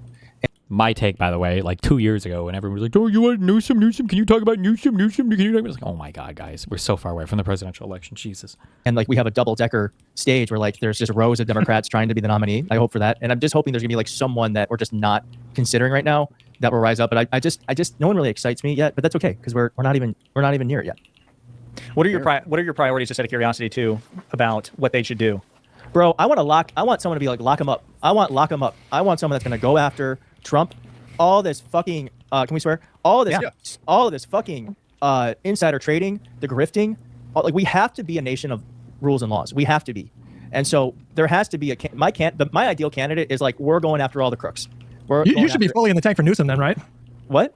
You should be fully in the tank for Newsom, I don't think has he said that? I don't think he said lock him up. Oh my God. I don't know anything about Newsom. I hate Newsom. I don't know. He hates him. He hates him. He hates him. About accountability. He hates him. I'm all about that. He has a visceral hatred of Republicans that goes back decades. That guy will be aggressive if he gets the nominee, which I don't hope that he does. But so, all right. And what about you? True. We talked about this actually, Pisco, a while ago. I don't know if you remember this. You were on TikTok, and I hopped on your TikTok panel. Yeah. Yes. I mentioned. right. Okay. I forgot about that, but I run it. Yeah. I'm just chopped liver, but no, I mentioned then, and I'll reiterate this. I'm very Ossoff-pilled. I think if I had to pick a viable candidate, I'm not opposed to Newsom. I think obviously in an ideal world, probably AOC. I'll reiterate, what Keith said there, but I'm still I want somebody who's like vehemently anti-ICE. Same kind of vibe that Keith is on, the lock 'em up kind. I need someone who's going to come in here and be like, look, these thugs are out in the street arresting your neighbors, causing fucking havoc. We need somebody who has like the fighting rhetoric, we got to cut this shit out. What Andy Bashir sneaking in there with his like, fuck, did you see his post about Rand Paul? Like, he's like, Rand Paul, if he had balls, would be in Donald Trump's hands or something. Like, you're just talking mad shit. I'm like, Andy, the Mr. Rogers of U.S. politics. I know, I was not expecting that. Yeah. Because that's my big knock on Andy. I used to live in Kentucky, and I like Andy. I think he's a very competent governor. He's very popular. He has a way about him, but I just don't think as a general proposition he has the ruthlessness necessary for the next Democratic candidate. And if we get another Joe Biden, I'd still maintain Biden was the best president of my lifetime, but we need a departure from Biden when it comes to the whole, we're just moving forward. Oh, no, I want at least the first and second term of the next Democratic administration to be all about punishing corruption and structural reform. So, I mean, Biden's DOJ did indict Donald Trump in two different jurisdictions. Wow. Here we go. Merrick Garland fan club right here. Neither here nor there. Yeah, Merrick Garland really. Merrick Garland should be Merrick Garland 2028 is what you're saying. That's what you want, Pisco. It's the world that Pisco wants. Let him retire, but I think he gets way too much shit. You should be giving shit to the Supreme Court for Trump versus United States. That horrible decision. By the way, folks, if we're plugging stuff near the end of the show, I have a 10-hour immunity debate start. Okay, that's basically it.